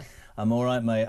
Many people who listen to this and are not particularly keen on the Labour Party always say one thing about you, which is you say it as it is. I've had to ask you quite a few interesting things. This man is a bloody chameleon. Having spent years not wanting to talk, and he's looking down, Torby. Having spent years not wanting any talk about migrant controls, yesterday we're an island full of strangers. Yesterday, it's not a right, it's a privilege. You must learn English. Yesterday, I am going to deal with immigration. I haven't dealt with the boats yet, or the gangs, but I'm going to deal with that. To the point where, I mean, a couple of his left-wingers, I can't remember the girl's name. What's it? Oh, Zara Sultana, an independent. She lost the whip over him. She says that he's intimidating Enoch Powell over the rivers of blood speech. John McDonnell said the rhetoric was shockingly divisive. Sadiq Khan's jumped in today, said he shouldn't have used the phrase island of strangers. Jenrick said we already are an island of strangers. Is this man incapable of having a belief and sticking to that conviction? Does he just blow, excuse my French, with the wind? Or is he what a lot of people listening to this is, which is a good old-fashioned liar? Because it's not washing. All of the above? Yeah. I think opportunistic. I think the annoying thing about the immigration thing is if you were serious, aim to tackle it. I've seen a lot of talk that, well, he doesn't really believe it. And I think, well, does it matter? If he does it, he does it, doesn't he? I'd rather him do it than not, whether he believes it. Does it? I mean, you find me a politician that believes in 100% of what they say. It's all about power and whatever else. But how bad is that? That's bad. It is, but I suppose politics is a dirty game. I think he's probably right. I reckon you'd put it about 80-90% of people would expect people to come here to speak English. I think it's fairly sensible. I think on the comments of Island of Strangers, I I think that would have been a useful phrase to have put in a broader context at the very start of his premiership, not specifically for immigration. You can talk about the fact that we're potentially at risk of becoming an island of strangers in my book, and you can point to immigration a little bit for that. You can point to the decimation of communities since basically our industry went in the 80s and we became a service-based economy. We can talk about the fact that crime is rampant, particularly in our capital cities, in our big cities. The fact that you'll wait 4 days for a burglary call out compared to... Lucy Connolly is serving 31 months for some hurty words. Yeah, and I think you can talk about the fact that we need to be looking after our young people who are addicted to their phones and stuck in screens, and therefore we're at risk of...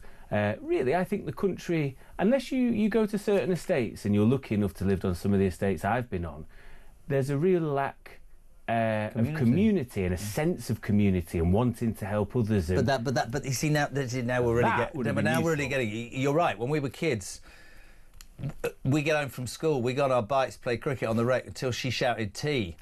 Yeah. Right? Till she shouted tea. That was the way. It's not like that anymore. So.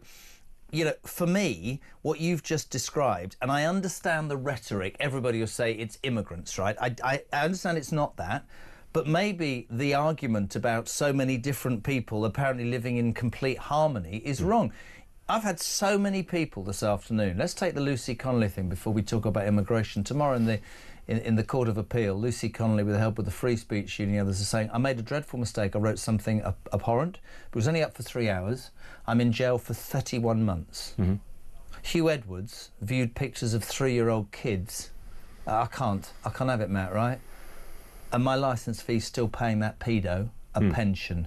There is absolutely no balance there. There is no balance if you're a pensioner who was cold this winter, and you saw Keir Starmer stand up yesterday and say, we need to stop people coming in, whilst men behind him were getting off boats with the middle finger. They're not bringing their wives and kids. They haven't come from a war-torn country. They are taking advantage of this country, which I still think, and we have this discussion most weeks, is stuck on apologising for its past. And if it doesn't get its head out of its backside and listen to its people, they're not all racist, misogynistic, they're not. They're people who...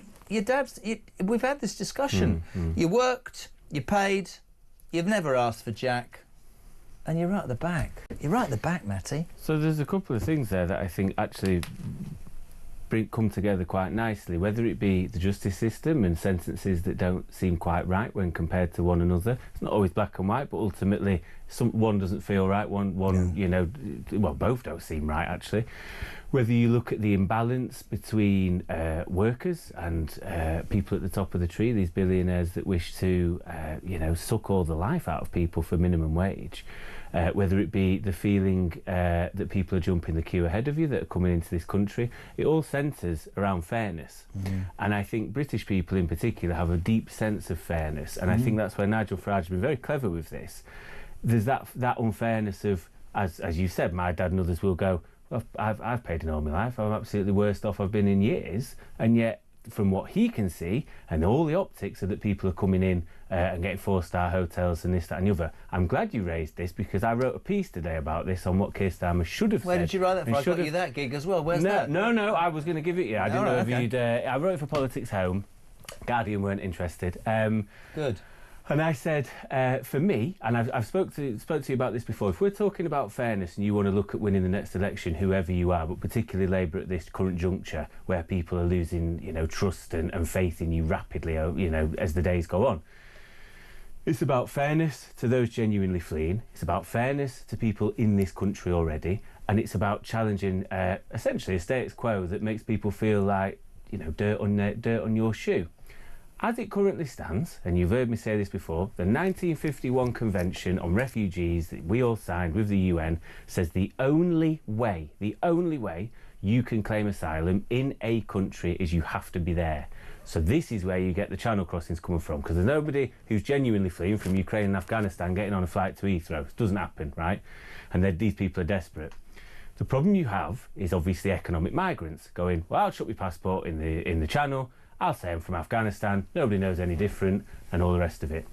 So what Keir Starmer could do, which would not only please probably the country, nullify reform, but also please the left of his party, because he's losing support left, right, centre, the whole lot over this sort of stuff at the minute. People either don't think he's authentic, or some people think he's going too far with his rhetoric. There's two things. There's national security. People want to feel secure in their own country. It's your first, most important duty as a Prime Minister. Well, we're going to ensure that we change the 51 Convention and ensure that people, if they are fleeing, rightfully so, should have their case heard. Now, they can do that in a British embassy in the country of where they are, right? Or you have pinch points, North Africa, Turkey, when people are fleeing the Middle East, Syria, or elsewhere. You go and be processed there, because you've got to give your ID, you've got to give your passport. Yep. And the other thing is the optics. I think the talk of millions and 700,000, 600,000, we hear numbers all day. I think it gets people annoyed. I think it's the illegal migration, not the legal, even though the illegal is only 10% of the current Even Farage, makeup. let's be honest, said yesterday certain parts of legal migration are absolutely important. He hasn't changed tack on that at all. You're right. It is the optics of a British Prime Minister standing up saying we are an island full of strangers, we're going to stop immigration, whilst young 20-plus men, who you quite rightly say have thrown their passports in the sea, are behind him, walking in from Dover with their middle fingers up. You are not going to be able to convince me, and we would never fall out because you're a mate, right? You're not going to convince me that good old Beryl in Bury, who I tell you about the whole time, is not going to go, what have I done? Why did I not break the law? Why did I pay my tax? Why did I do well by my kids? Why did I not nick out the supermarket? Why have I lived my life correctly when, sorry, they are getting treated better? And I understand that. That doesn't mean that as a nation we can't help. We did it with Ukraine. But the people who will forever say, oh, the British need to have everybody. Try telling that to British people who are struggling, and I don't think that's a racist thing to say. I think it's a perfectly justifiable thing to say. I really do. And also, this is a very key time in which we could revisit the convention, because there's a lot of different countries that sign that. This isn't just our problem. This is a Europe-wide issue that everybody's feeling the pinch of. And you know, the other thing Beryl from Bury would prefer, that she's not worried about her grandkids going watching a gig at Manchester Arena and getting blown to smithereens because we don't know who is coming here. But you've got to do right by people that are fleeing, your Ukrainians, your Afghans, and especially where we've made a mistake. I don't mind that, but we've got to ensure it's safer, and that way you can go, we stopped the boats, Tories never did it.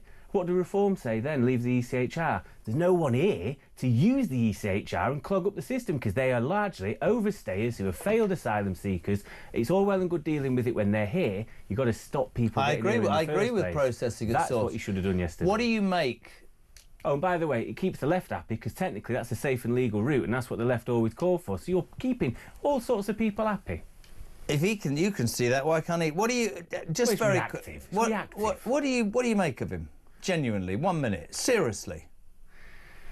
I always found him hard work. I always found him to be duplicitous. I found him to be a liar. I found his team to be very hard work. My honest thought has always been, and I've seen some people say, oh, he's only saying this now because, you know, he wanted to be in power. No. I've said this for several years, right? Keir Starmer is an empty vessel. He, for me, is almost in that Tory mould of David Cameron. He wanted to be Prime Minister to say he's been Prime Minister. You cannot draw his politics through him in the way that you can others. If you asked him how he wished to leave his legacy and what he wished the country to look like, I don't think he could tell you. And what people like Morgan McSweeney and Matt Pound and Paul Ovenden, these people nobody's ever heard of over in Labour circles, spied an empty vessel, used his left-wing mess to pull a blinder over members, in fairness, as if he was going to be continuity Corbyn, sweep up the votes, then go, yes, see you later, we're going to now kill the left off out of the party. So he's duplicitous, and I always go back to an MP I've known, well, he's been knocking around his best part of 60 years in Labour politics, and I said, you've got a pretty good seat. I said, Starmer will give that to one of the newbies. I said, are you not tempted to try and ask for a peerage? He said, I'd never trust that man at his word. And that for me sums it up. We love having you on, Matty Talbot. Thank you very much indeed. Back next week, definitely. He's the main man. He's off now to do another television show, probably organised by me. 10 to 6, we're on Talk Drive.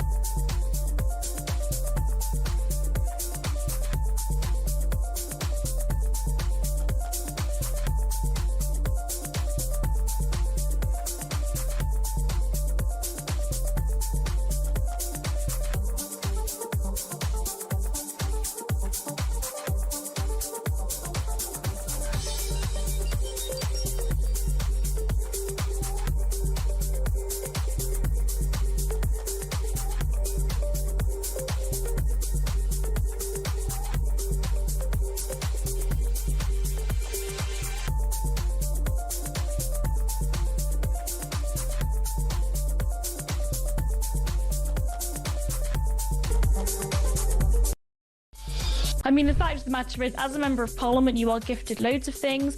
You are genuinely told that there are certain things that you're able to keep, and you don't have to declare it if it's worth less than £300. I think about £300. So what's interesting is that it does really reveal the absolute lavish nature of a lot of what these members of Parliament get. And I think what we have to be very clear about is any Member of Parliament that claims that they are hard done by, that the £80,000 or £90,000 now that members of Parliament get as a salary, that's not all the benefits that they receive.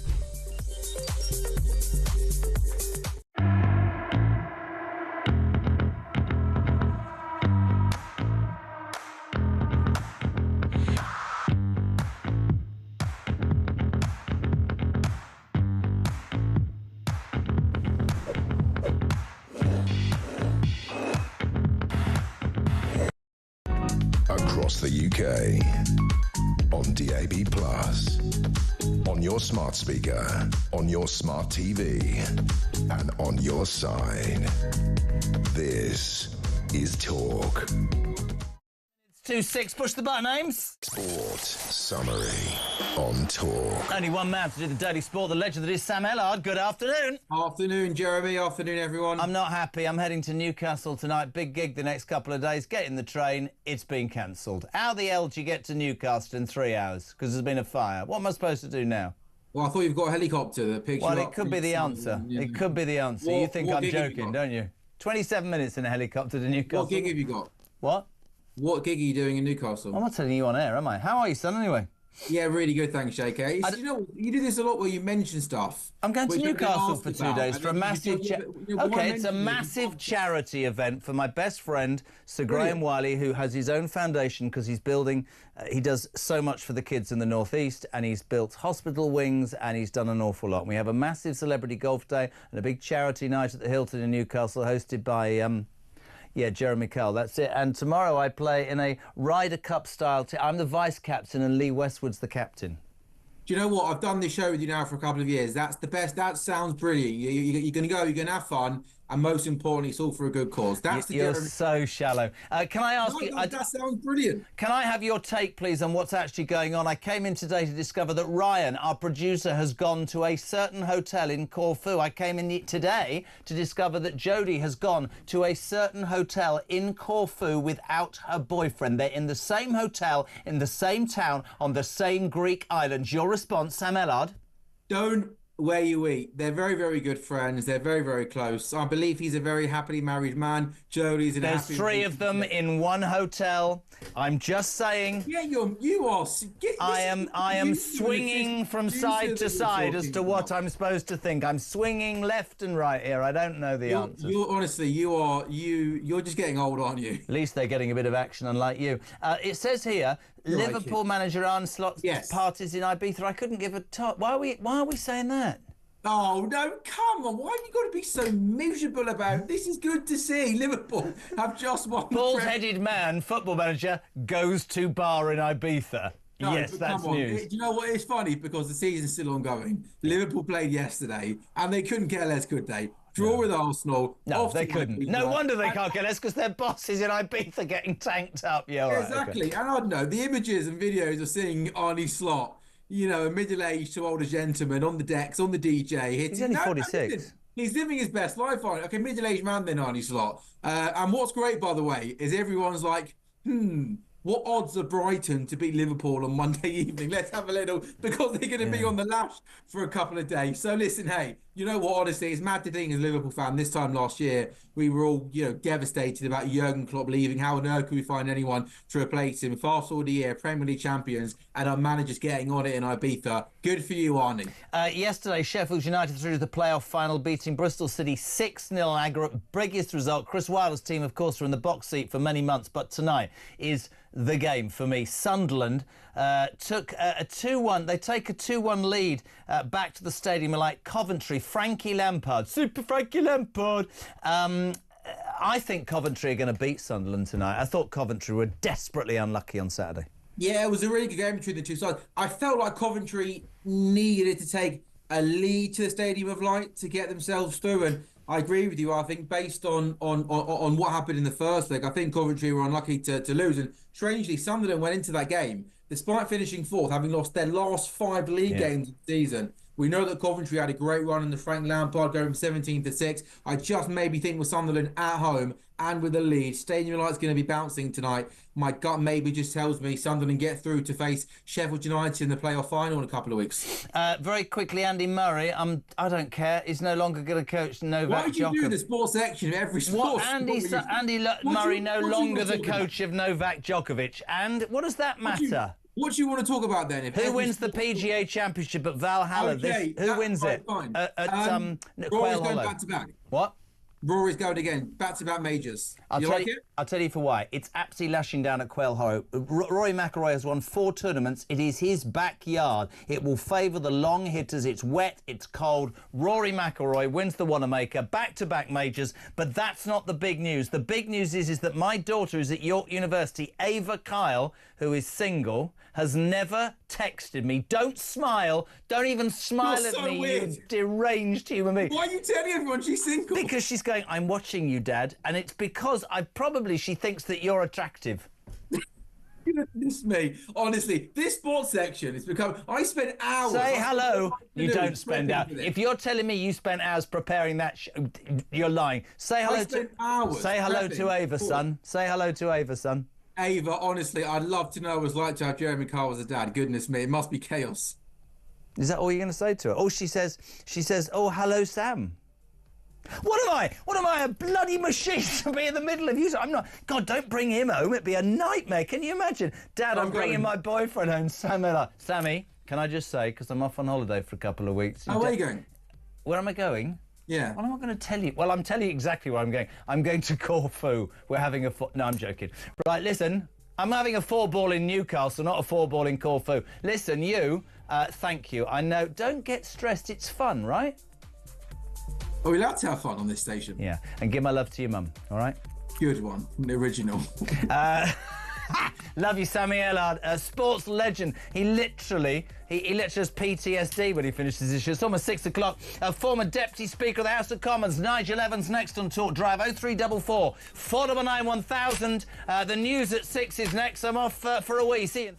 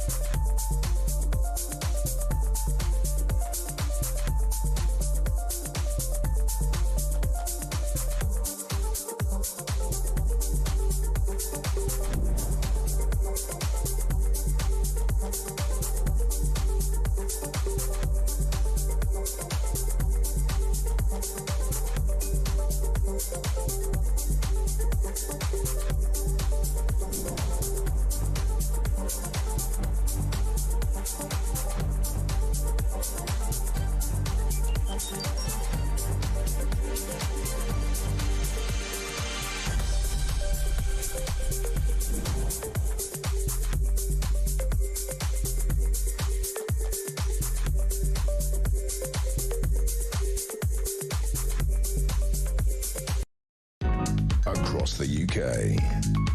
On DAB+, on your smart speaker, on your smart TV, and on your side. This is Talk.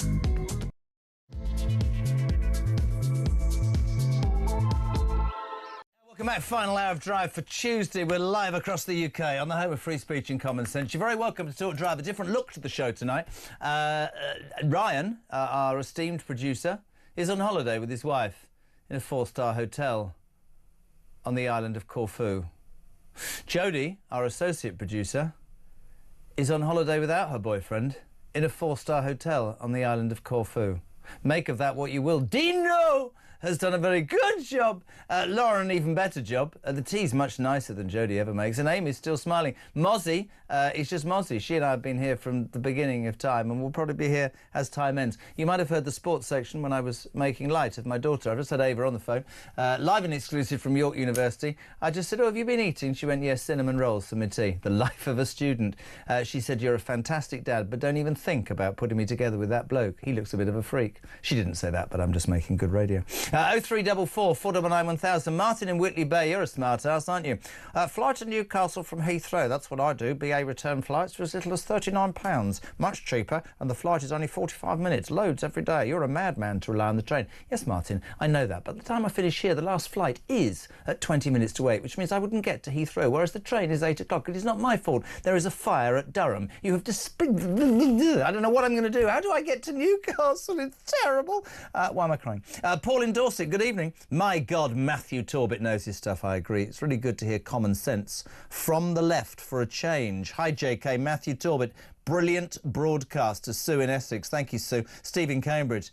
Say what you like to Matthew Torbett, but he's one of the few lefties who will say it as it is. Hello to Derek. We were talking about what you should do with illegal migrants. He says, use the army camps. Good enough for our troops, good enough for illegal migrants. If Shamina Begum changes her appearance and hops on a boat, she could get to the UK, and how would anyone ever know? That is how ridiculous it is to have an open door policy. Pete says, I'm sick to death of people saying that Reform has no experience of government. Perhaps you can tell me what experience this Labour government has got of absolutely anything. Ben's in Burnley, which is brave. Think you meant to say you're going for a 4-ball in Newcastle, not a 3-ball. Yeah, all right. Oi, oi. Jamie's in Hornchurch. Nice. If you live in Richmond, Chiswick or Putney, immigration isn't negative, but if you live in Barking, Dagenham or Stratford, immigration isn't at all positive. Reform get it, Jez. The Labour Party don't. And Simon says, illegal... This is true. The last time they put some illegal migrants on an army base, as Simon Dunnage tells us, they set fire to the last barracks because they didn't deem them good enough. 6:05, live across the UK. Are the phone lines still not working? Usual problems here on Talk Drive. 0344 499 1000. We should hopefully... No, they're not working. Brilliant. Engineering are on it. This is what I love about this station. I love so much about this station, but the phone system literally is about as competent as Sir Keir Starmer. We have a gentleman next who, again, I mean, I don't want to blow my own trumpet. I'm not in Corfu. But this man was, I mean, frankly, on his backside. He'd lost the job as an MP. He used to be the Deputy Speaker. We found him loitering in a little chef somewhere on the M1. Now he's writing his memoirs on a world tour. Nigel Evans, welcome to Talk Drive. How are you? And I'm back in Britain, just at the time when you're pushing off somewhere, Jeremy. You're the only man I know who, in the last 3 times, you've been in 3 different countries. Palaces everywhere, Evans. The joys of being a Tory MP. Look at his face. Well, if you phone me next week, I shall be in, what is it? Yep. Well, I'll be in France from Friday for a few days, and then I'll be in the United States. So I look forward to speaking to you from other parts of the world. Maybe you'll be one of them. Always, my friend. Welcome to the show. Not Corfu, though. Not Corfu. No, not Corfu. Well, no, yes. Now, Nigel Evans, yesterday, in all your experience, how many years did you represent the Ribble Valley for the Tories? 31? 32. Yeah, 32 years. Did you ever, or have you, and I'm not actually being personal to him, but have you ever seen a Prime Minister do a donut? Have you ever known a politician, a Prime Minister actually, just row back on almost everything? I mean, I fully expect the next thing will be he's dropping net zero. For a man who has never wanted to quantify control of our numbers on the border, that was Sunday. Monday, we're an island of strangers. He's using language about controlling immigration, language we've all wanted to hear for a long time, to the point where the left of his party say that he's comparable to Enoch Powell, who the famous Rivers of Blood speech. Were you astounded or not surprised by what can only be described as a man with more skins than a lizard? I just don't get him. No, I'm not surprised about anything that Keir Starmer does these days. Yeah, I would call it a screeching U-turn, but he's done screeching U-turns on almost everything, from support to the pensioners, the farmers, waspy women, you name it. He's done lots of U-turns all over the place. This one is a spectacular U-turn indeed, because normally anybody who talks about immigration are referred to by the Labour Party as racists. It's a conversation that they've never wanted to have. And what do you think the main difference is, Jeremy? Has it got anything to do with the local elections that were held recently in the United Kingdom, where reform, where immigration is their number one policy, controlling it properly, and all of a sudden they do spectacularly well, winning control of 10 councils from nowhere. They win a by-election from the Labour Party, and I think the Runcorn by-election must have hit them particularly hard. And also they won 2 mayoralties as well.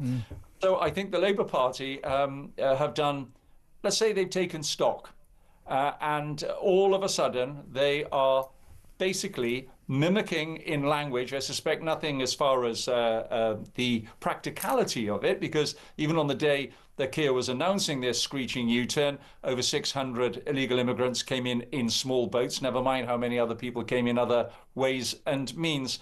And so I just think he is now running scared. He knows it's a policy that really touches the heart of a lot of people in the United Kingdom. Why didn't he realise that before, Nigel Evans? Are politicians deaf to what the vibe in the country is? Because I'm telling you, north and south, left and right, rich and poor, most people, if you ask them about what matters, they would give you 2 answers. The first would be immigration and the second would be energy. Those are the 2 things I think that the next election will be fought on. You prepare for government for years. You're surrounded by special advisors and you lack any understanding of what everybody is talking about. Not because we don't care or we've suddenly become, you know, horrible, nasty people.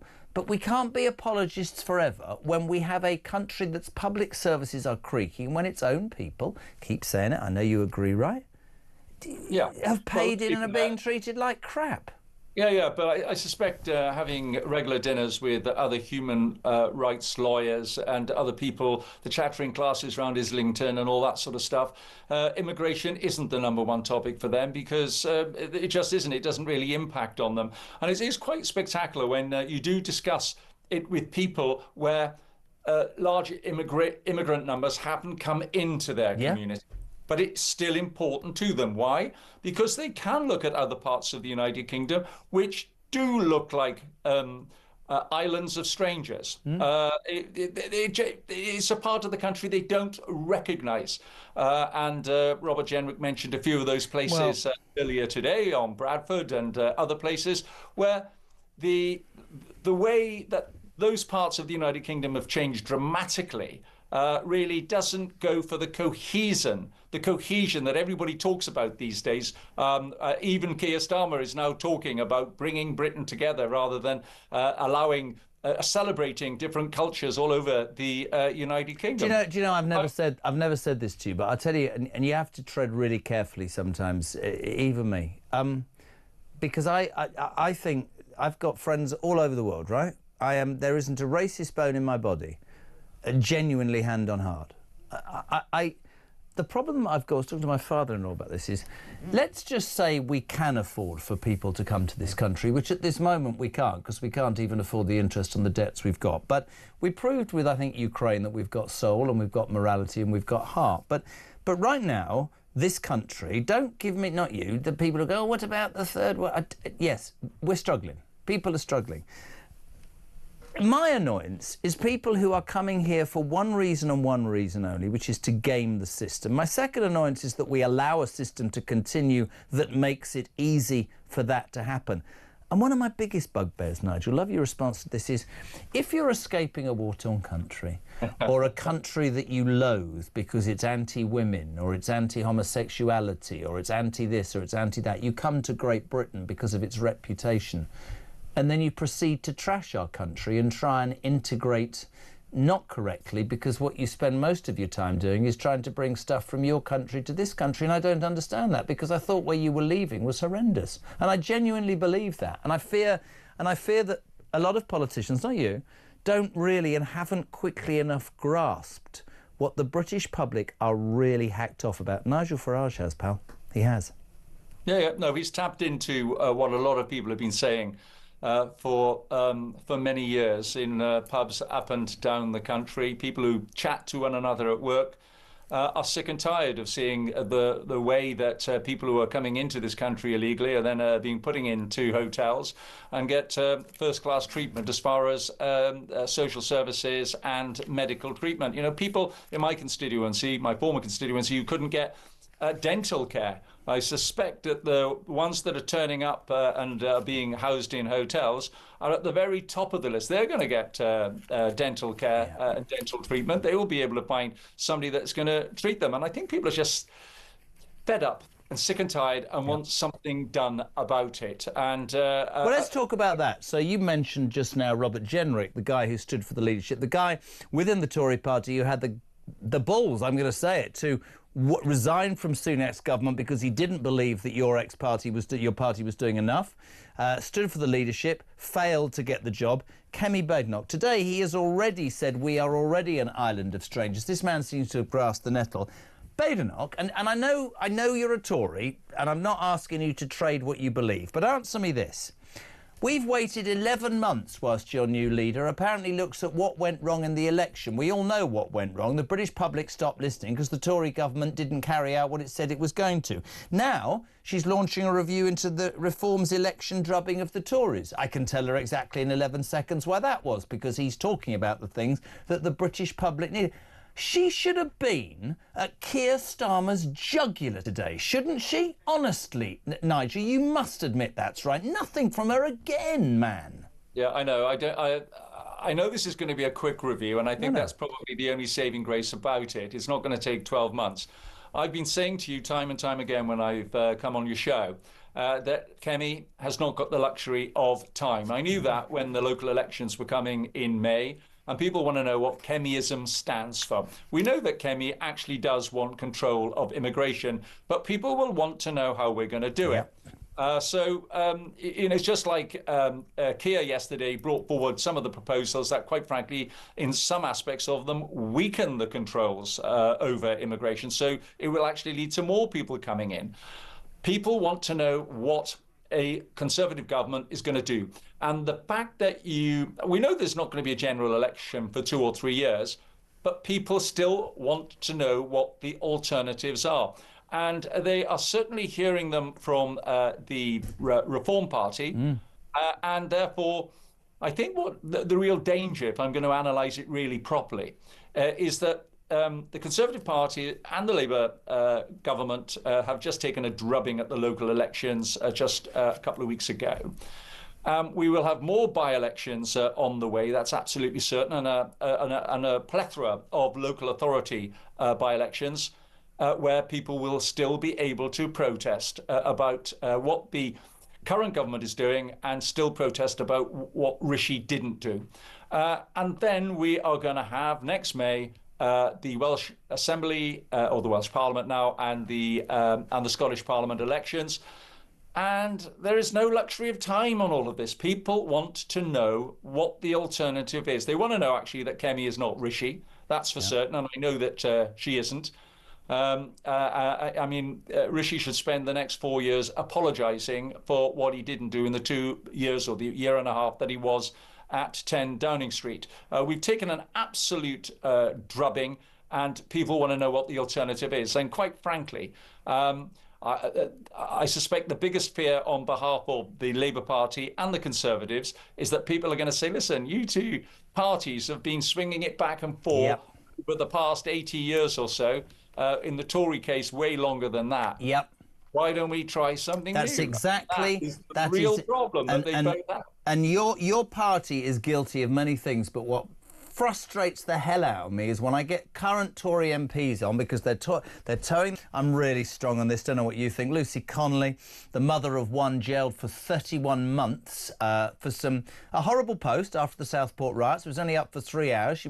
I personally think she was made an example of, and I'm just being totally straight. I don't condone what she said, but I would have thought community service, teaching her about the bad words and how she should learn to understand other communities would have been better. No, we'll throw her into jail. We'll make an example of her while Hugh Edwards and his pedo mates are able to walk free. That does my head in. I've always been totally honest. Tomorrow in the Court of Appeal, backed by the Free Speech Union, she's going to say, look, I got it wrong. It was only up for 3 hours. We do have two-tier justice, don't we? Honestly, Nigel, it doesn't make any sense to me, man. 31 months. I'm not saying what she did was right, but there's no balance, is there? No, it's there's a word called proportionate, and the sentence does seem to be incredibly disproportionate. She has shown remorse, and I think, what are we doing now? I mean, there's the story of that former police officer where he posted Julian something Faulks, pro-Israeli. I mean, I can't get over that story. I really can't. He worked for Kent. He worked for the whatever the police force was. He worked for them for 10 years on a voluntary basis. For people who didn't know this story, got into an argument on Twitter with a pro-Palestinian person. He was moaning about the riots. He was visited by 6 detectives who handcuffed him, had him in custody for 8 hours. He was cautioned and then it was withdrawn. He's suing them. 71 years of age. What a bloody joke, Nigel Evans. Yeah, Seriously. well, you've only got to go on TikTok or Twitter and just look at some of the feeds that are there about people being violent against people they don't even know. Yeah. I'm not talking about Mike Gainsbury here, the former Labour MP for Runcorn. I'm talking about absolute strangers who just decide to set on people and attack them. That is what the police, where their time ought to be spent. Not knocking on the door of a 71-year-old former copper because he posted something that they misread. I mean, really? And then they went into his house and said, well, that looks a bit Brexity. Really? They said that about books. Honestly, outrageous. Listen, I make no secret. I'm entitled to an opinion. I hope that Lucy Connolly is released on appeal. I think it's outrageous.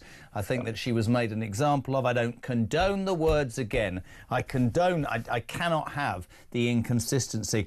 This story's just come in the last couple of hours. Calls for the BBC to finally sack Gary Lineker after he posted about Israel and accused them of Nazi propaganda. Your response, Nigel Evans?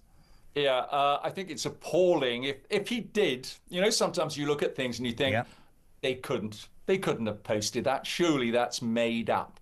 And if he has posted it with an emoji of a rat on it when you're talking about anybody from Israel, do me a favour. There's only one thing that comes to mind, and that's Nazi Germany, because that's how they depicted Jews in Germany. I think it's absolutely appalling.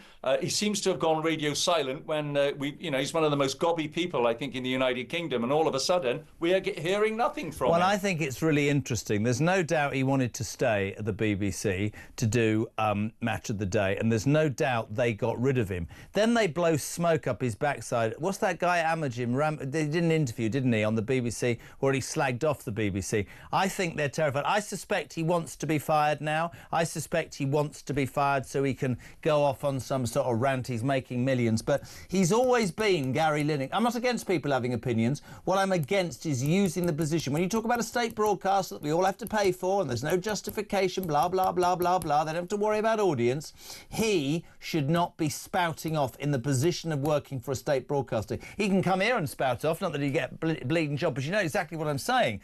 But free speech, absolutely, but he's in a very privileged position, and I think he's abused it. And they won't do anything. They're gutless. They're absolutely gutless, the BBC. If he has done this, Jeremy, if he's done it, he needs to apologise, and then the BBC can sack him. And that's exactly what should happen. If he posted that, and yes, he can say, well, I didn't realise that he was retweeting something that was huge. It's been hugely offensive to a number of people, and indeed even Labour politicians themselves said, yeah.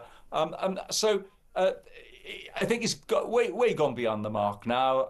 If he wants to be sacked, fine, but just get rid of him. He's rich enough, he can set up his own channel, and let's see how many viewers he gets. You're a legend, Nige. Enjoy next week. We'll give you a shout when I'm back, and thank you so much indeed for being part of Talk Drive, the legend that is Nigel Evans, former Deputy Speaker. Now, I don't know about you, but certain men get to an age whereby they realise that the only way they can make themselves feel young is to have a hair transplant because they're going bald, is to buy a knackered old Porsche and drive around Europe with their mates, and they're not really their mates, going, oh, I've got a sports car, women will find me attractive. Russell Quirk is next on Talk Drive.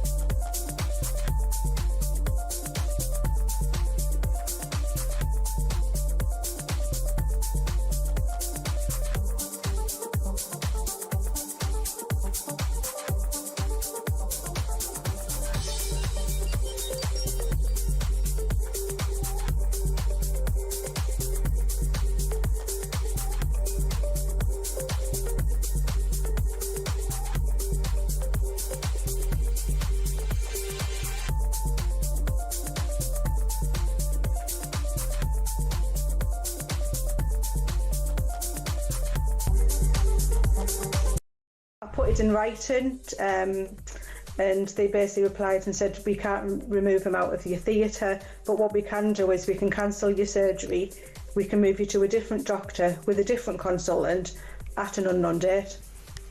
And I couldn't believe it. I said, well, you're prolonging my pain now because it needs to be done. It's like an emergency. With endometriosis, it's all over my bowels. It was a big operation. It was a joint case with the colorectal team. A lot of organisation went in. They just bypassed all that.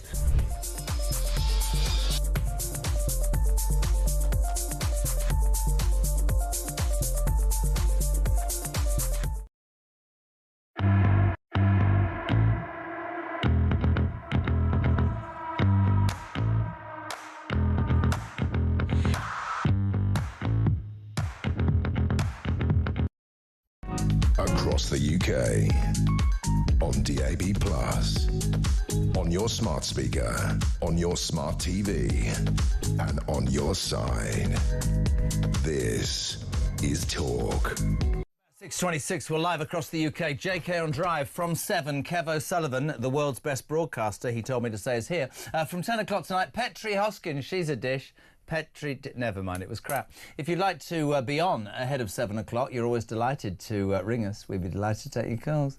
034... What's wrong with me? 0344 499 1000, text to 87222. One of the features that we like to try and concentrate on is men with midlife crises. Russell Quirk, good evening. Well, we match perfectly. I haven't got a midlife crisis. I'm bloody past midlife. You're your third or fourth. Listen, I'm 60. I can't move my face. My teeth are fake, right? I've got more kids than Boris Johnson. So at least I'm honest. You're past midlife, that's right. I can eat an ice cream by biting blocks of ice because my teeth are fake. You have to have it liquidised. I beg your pardon? Liquidised. No. I've got a story, but I can't tell you now. This is what happened. Russell Quirk came in a few months ago. Oh, I've had a hair transplant. Russell Quirk came in 2 weeks ago and gone, I'm going on a driving trip across Europe with my friends. He's just come in during the break and gone, I've got some smart sunglasses. Do you want to see them? No. I didn't say it like that. Yes, I just you knew did. that if I told you that I'd bought smart glasses, Ray-Ban smart glasses... I'm we're not going to sponsored, by the way. teach you that it's okay to laugh at yourself and no, have of fun course, in this mad world of Well, broadcasting. you've made a career out of it. What, laughing at myself? Yes. Only because I look in the mirror every morning and imagine what happens when I take my clothes off. Anyway, Ray-Ban glasses, they Yes. are, the Meta glasses, they are a revelation. They're a life changer. What does a Meta glass You can mean? take pictures and video, you can listen to They're just music. for perverts, aren't they? Sitting on the beach looking at... Honestly, I know what you're up to. Isn't it interesting how you went straight there for the darkest thing that you could use them Well, for? I'll tell you for why, because I'm a bit traumatised, and before we get to the serious stuff, I need to have a word in your lobe.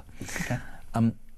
I came to work on Monday to discover that Ryan, him with the big feet, yes, and the huge... The tall Ryan. Shoes. The Sasquatch. Yes, has gone to Corfu, to a certain 4-star hotel, with his partner and wife, Lauren. Jodie produced the show and everything was fantastic. I came to work today to discover that Jodie has gone to a 4-star hotel on the same island of Corfu in the same town and possibly is staying at the same 4-star hotel without her boyfriend. So what do we read into this, do you think? In golf terms, it's a 3-ball. That's all I'm saying. If I was, yes, a 4-ball. Isn't it good that talk promotes such wonderfully solid relationship? Yes, I've lost my team because they're all in Corfu doing whatever. I've got Dino. Dino's come. I don't know. Are you from Essex, Dino? Southeast Essex. Yeah, so Dean, I don't think is brilliant. I guess you probably have you noticed a degradation of quality as Ryan and Jodie are not here? Because it'd be quite interesting for you to talk to them when they come back on the basis that it hasn't deteriorated. I wouldn't. Ryan is toast. I mean, who is Ryan? I can't believe as their boss that you've allowed them both to be off together. I didn't. I miss Jodie. Lauren has been fantastic today. In fact, yeah, they're both toast. I mean, that's it. But Lauren's been fantastic. Dino's been fantastic. And I mean, the show's been good to this point. So are they going to go the same way as DEI officers at reform-run county councils? Very interesting. I like what you did there. A bit rude about Russell, says Simon Dinage. Thank you, Simon. Yeah, Simon, that's just the beginning. It's called a joke. Honestly, some people... I wish people would have... Right, listen, where would you like to start? I want to start slightly differently. I'm a bit fed up talking about the immigration thing. What I'd like to talk about is the Tory party that still believes and is so delusional that it can merely have another review, this time as the local elections, to work out where it went wrong last week. As I keep saying, we know, don't we, as anybody with a brain cell knows, that it went wrong because the British people stopped believing anything that they bloody well said, which is why this shower have managed to get elected. Kemi Badenoch, and I really wanted to read this to you. This is Don in Chelmsford.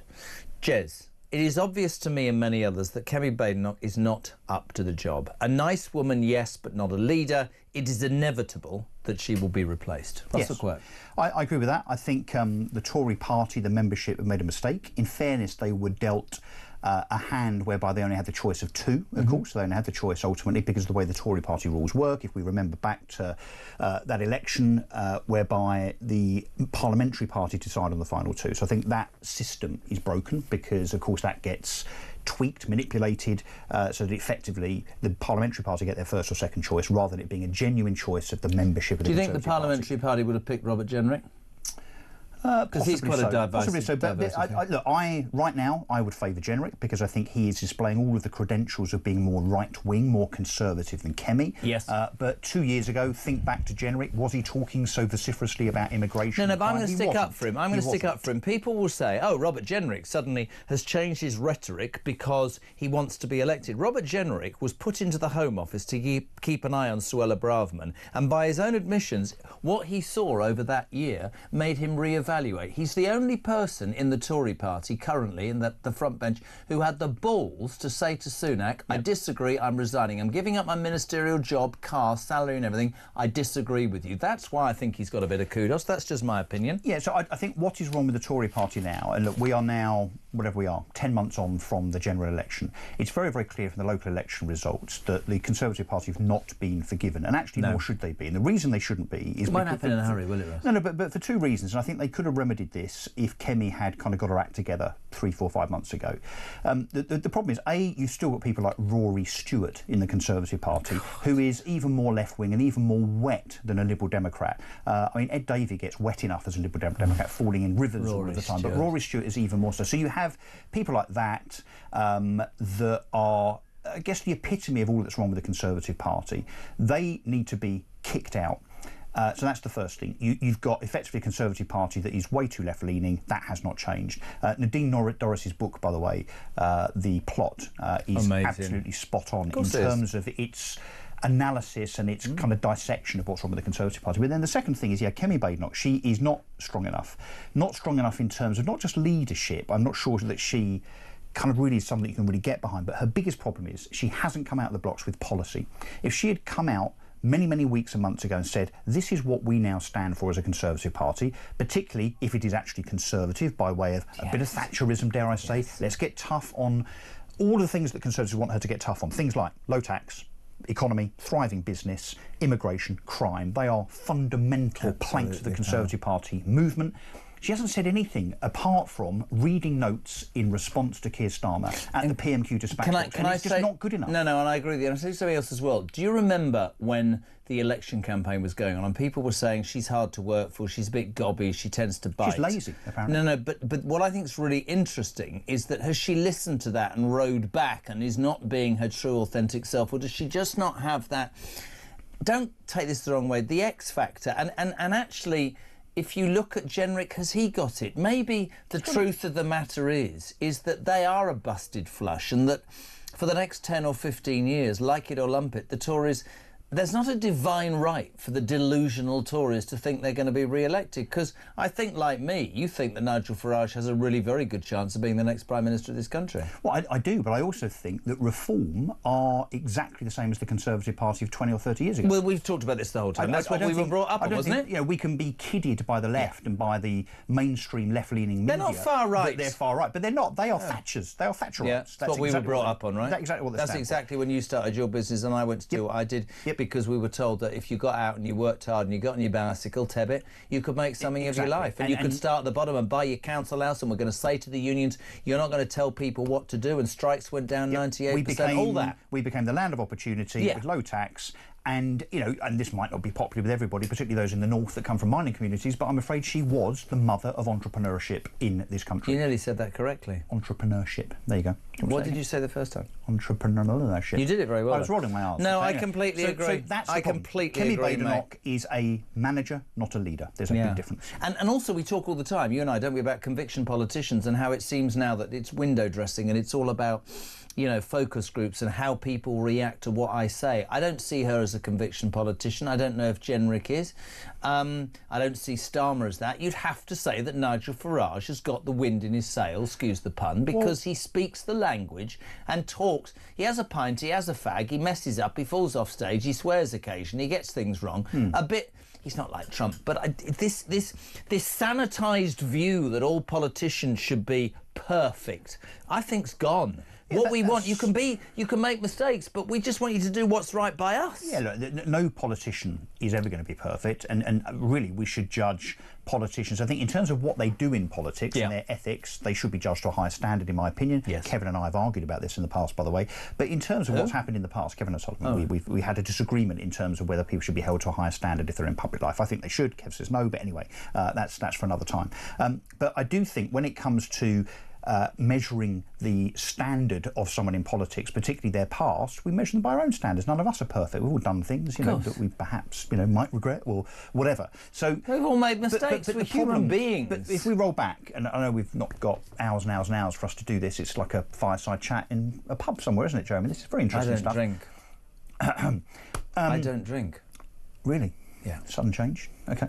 A man played a joke on me the other day about drinking. Are we changing the subject? No, I was just about to have my epiphany moment, but never mind. Go on then, crack on.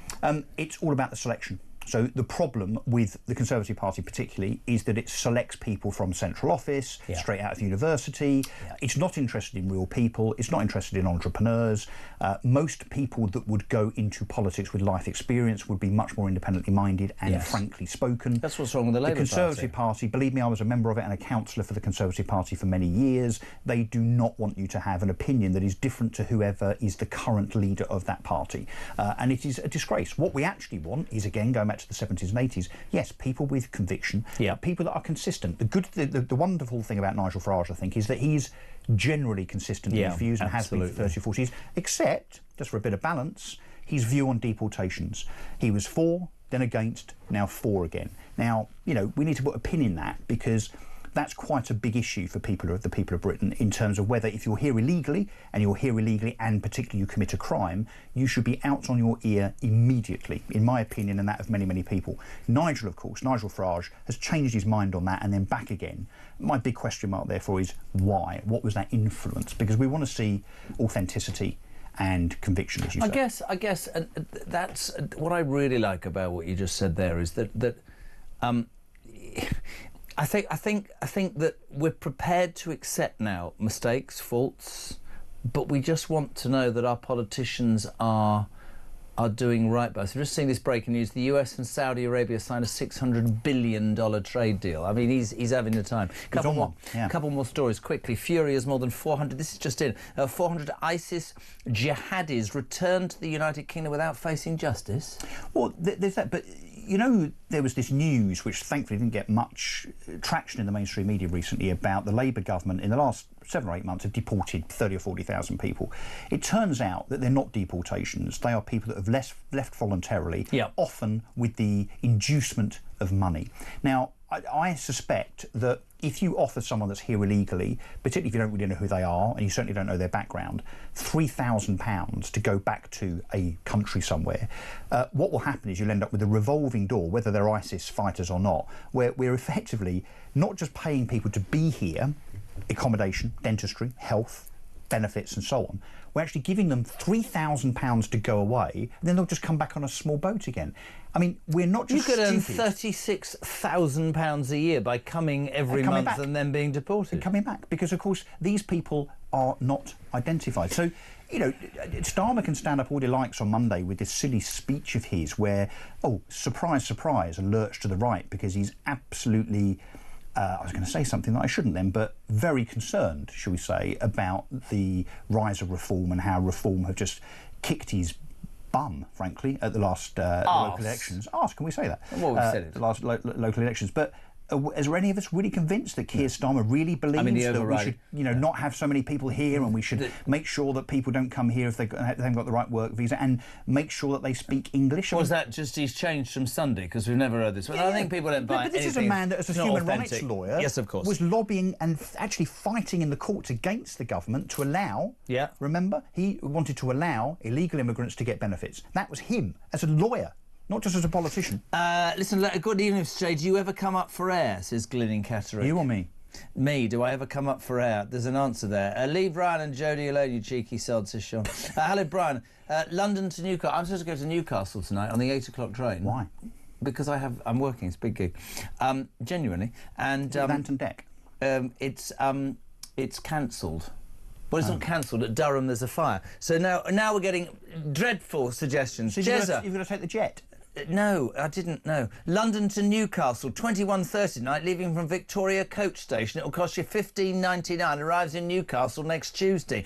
If you think, honestly, Brian, thanks for that. Karen from get a flight to Newcastle. Listen, Karen, there's no flights from Heathrow because the last flight's 20 to 8. We finish at 7 o'clock. The helicopter's an option, but that freaks me out. Penny Mordaunt would have been a better leader and would have tied Starmer in knots at Prime Minister's Question Time. Knots with a K. No, I don't agree. I don't think so. No? Because of her views on identity politics.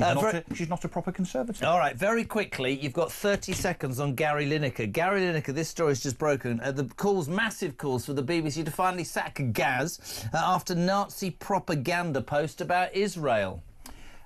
Gary Lineker has, for months, if not years, stuck his fingers up, not just at us, as a who public, are paying his wages, by the way. Let's get this absolutely by way of the licence fee, but also the BBC. Now, a lot of people say, oh, well, look, you know, you guys on the right, you can't have it both ways. You can't say you advocate freedom of speech, but then you criticise Gary Lineker for what he says on Twitter. Does he have the right to a belief and to say what he says? Yes, he does. Absolutely. However, he is also bound by the terms of his contract with the BBC, which the state broadcaster, which he frequently breaches. Right? That is why the likes of you and I and other people on this station and occasionally elsewhere rail against Lineker, because what he's doing, he's using his state-funded, taxpayer-funded platform to spout left-wing nonsense. Absolutely. That's why it's not right, and that is why he obviously should stand down. But we all know what happens here. In a week's time, this will be forgotten. We never hear from the Director General in terms of what he's done. You know, if only, what's his name? Samir Shah. Yeah, if only he would stand up and say, yeah, do you know what, we're going to investigate this, and in a week's time I'll come back to you. I've got a different theory to you. I think Lineker wants to get sacked. He's got a multi-billion-pound business, which is podcasting. I think he wants to be sacked. I don't think he wanted to leave Match of the Day. I think he's going to sell them down the river. Why don't he just leave then? Do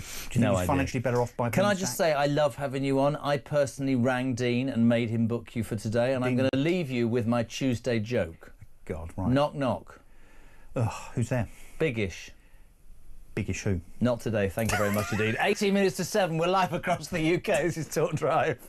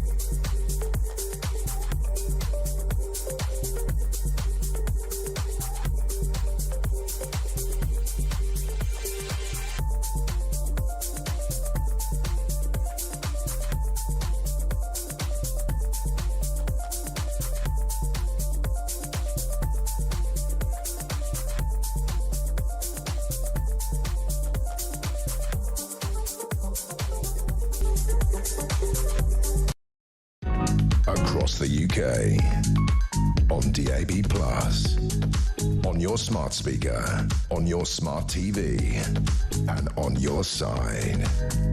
This is Talk. 7, we're live across the UK. Mike Graham, yes, back tomorrow morning, 6 o'clock, Monday to Friday, Morning Glory, the only place to wake up to, the only place to listen to free speech and common sense. The newspaper you need to buy for free speech and common sense is the legendary Sun, the night news editor, giving us a flavour of what's in tomorrow. John Lucas making his debut. How are you, son? Very well, thank you for having me, and couldn't agree more. Yeah, absolutely. It is the paper to buy. And there's some astonishing stuff tomorrow. Let's start, because it was the Sun that broke the story about the immigration story. There was that great picture in the Sun of Starmer standing during the speech whilst migrant men were behind him giving it the finger as they get off the boat. This is a story that won't go away. Farage was writing in the Sun yesterday, loads and loads about this, and the response has been massive, hasn't it? Yep, absolutely. And, you know, British politics is a tinderbox at times.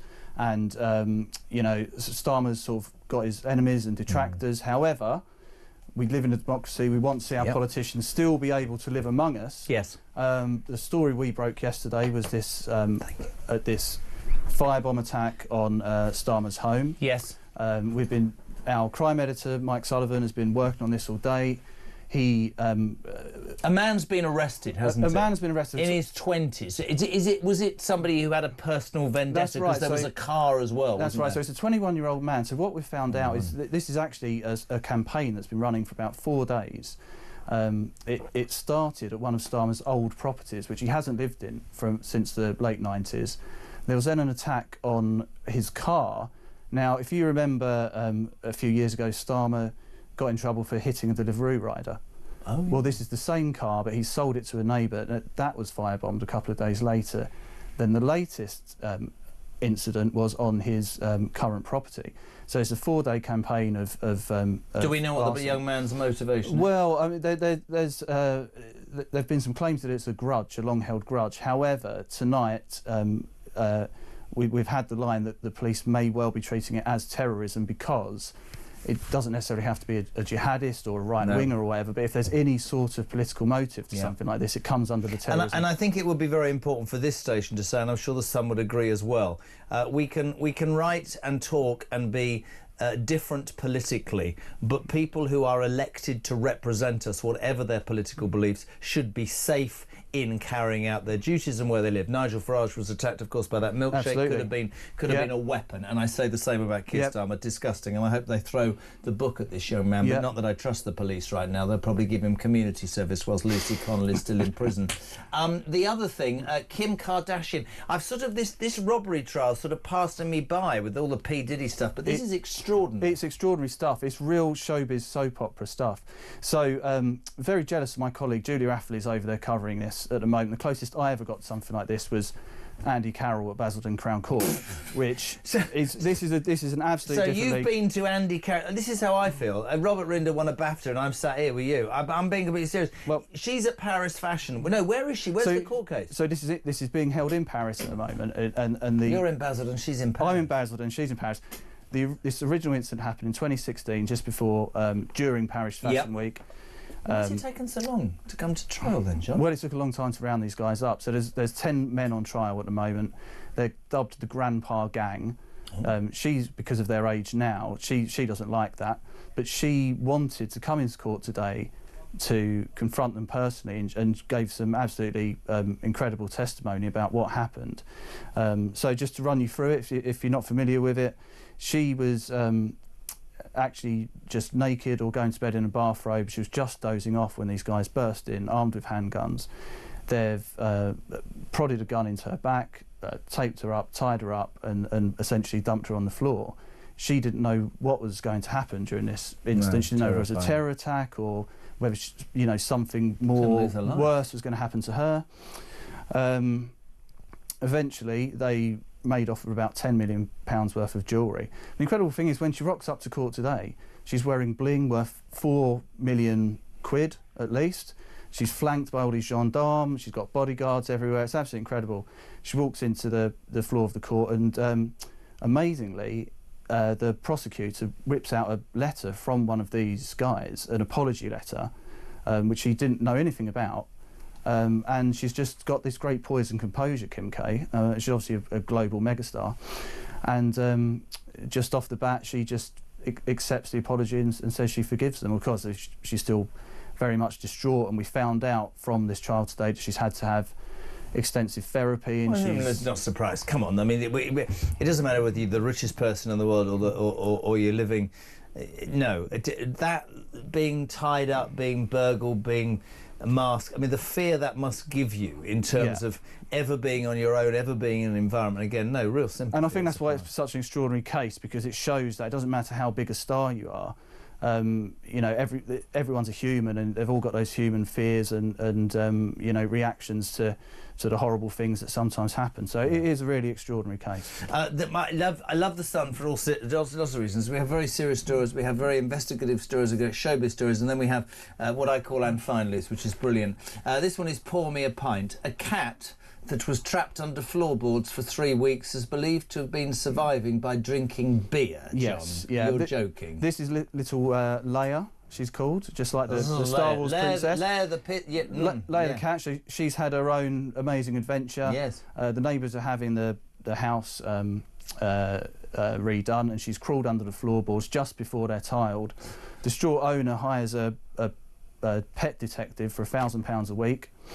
A pet detective? Pet detective. Can you get a pet detective? Well, apparently you can. This guy found What was the this story? Guy, What's this guy having Pet Detective, the television show? Ace Ventura. Ace Ventura, Pet Detective. Bloody, what's his name? Who played it? Come on, Jim Carrey's been in Deal in Kent. There you go. It's all going on. Yeah, and they only found her after about 3 weeks. The owner heard the meowing under the floorboards. Why was there beer under the floorboards? Well, we think that one of the workmen might have had a cheeky drink while he's there. He's left it under the floorboards, and the cat has managed to survive on this can. Amazing. You think it's extraordinary. Yeah, this is quite frightening. And this was in Deal in Kent. And do you think the cat looked at the beer and went, deal or no deal? That was so bad. John Lucas also, and we can't say too much, but another massive exclusive tomorrow. Yeah, well, we've had it's been an extraordinary day down in the newsroom, and we've had reporters all over the world working on stories, and we will have some big exclusives in the paper tomorrow. It's going to be very worth picking it up. I was in the supermarket the other day and a woman said to me, "Oh, can you tell me what the Daily Mail is?" And I said, "You don't want to buy that newspaper. Every headline should have a question mark." I am steadfastly honest always. It is the newspaper where you get so much, certainly, the truth and great journalists, and I mean that. Buy it tomorrow, The Sun. John, thank you very much indeed.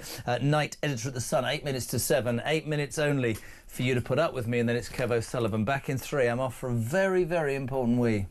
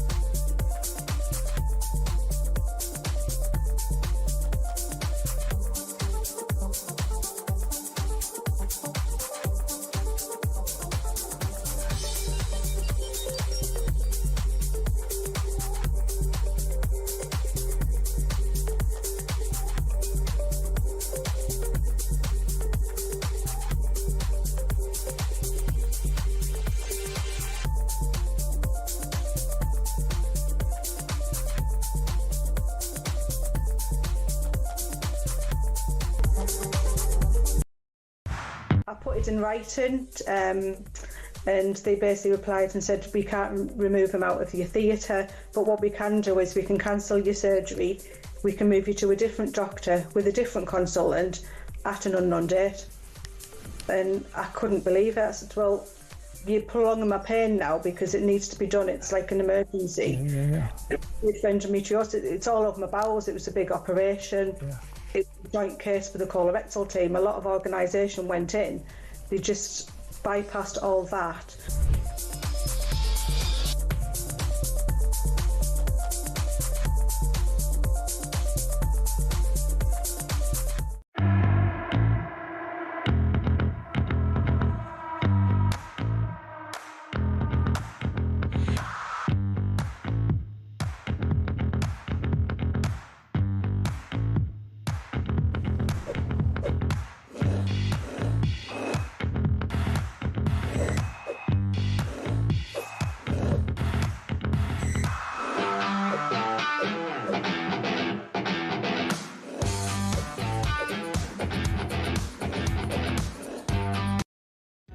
Across the UK, on DAB+, on your smart speaker, on your smart TV, and on your side.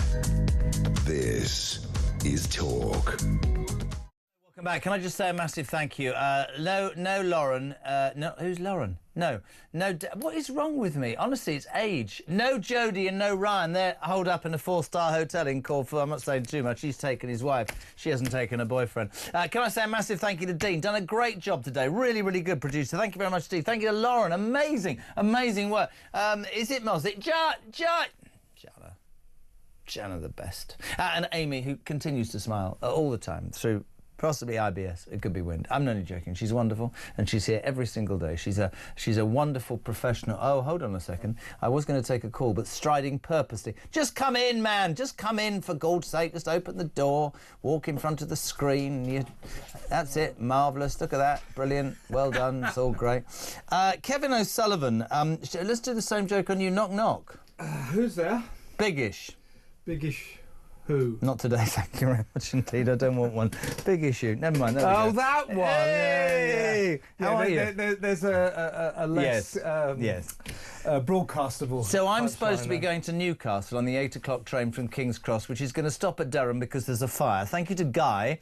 Just get to get to Durham. I'll pick you up. No thanks. I mean, it's very kind of you. Karen from Newcastle. You're going to have to drive. Are you going to come to Kenton for a cuppa? It's very nice. Right. What are you going to Newcastle for? Sorry? What are you going to Newcastle for? Do you want me to be honest? What on earth are you going to Newcastle for? What, Britain's best city?